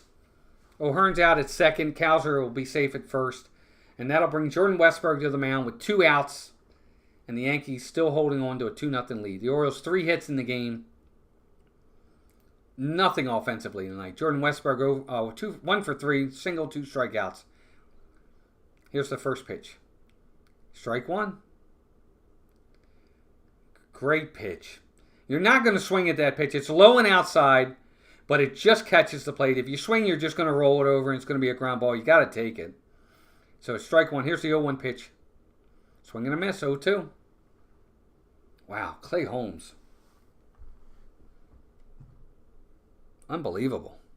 This guy's been dominant, man. The Orioles aren't even close. Just like that, 0-2. Here's the pitch. Ground ball to the third baseman. He's got it. Throw to first. And that's the game, folks. So the Yankees get it done. That's your final. Yankees 2, Orioles nothing. Big win for the Yankees. Yankees get 2 runs on 4 hits. No errors. They leave 2 on base. The Orioles, no runs, 3 hits, no errors. They left 6 on base. Winning pitcher is Luis Gil. Losing pitcher is Corbin Burns. It's his first loss this year. He's now 3-1 on the year. No offense for the Orioles whatsoever. Tomorrow they'll go to the mound. Carlos Rodon on the mound for the Yankees. To be determined for the Orioles just yet. They haven't really said who's going to be on the mound. I appreciate all of you being here tonight. It's funny. You talk about these games. You went into this game tonight and you're thinking the Orioles win the first 2 games. They got their best guy on the mound tonight against Luis Gil, who's had an ERA over 4 coming into this game. And Gil just dominates the Orioles. And the Yankees pull a 2-run homer off of Corbin Burns, and they get the win 2-0. So just because on paper doesn't mean anything. You got to play the games, and the Yankees get the win tonight. The Orioles could not execute at all. They didn't have a lot of chances anyway, but the chances they did have, they couldn't capitalize on them, and they get the loss. So guys, thank you all for being here. Hope you all enjoyed the call of the game tonight. Oh, thanks, Jeff. No problem at all. You can't win them all. Look, even when you win 100 games, you got to lose 62. So it happens. But I hope you all have a great night. Appreciate you all being here. Until next time, don't forget tomorrow's Thursday, so my Hall of Fame profile video will be out. Be sure to check that out. Appreciate you all being here. Thanks for all the new subscribers. We almost hit our goal of 40 likes tonight. We got to 32. That's pretty good. Take care of yourselves and each other, everybody. Have a good night.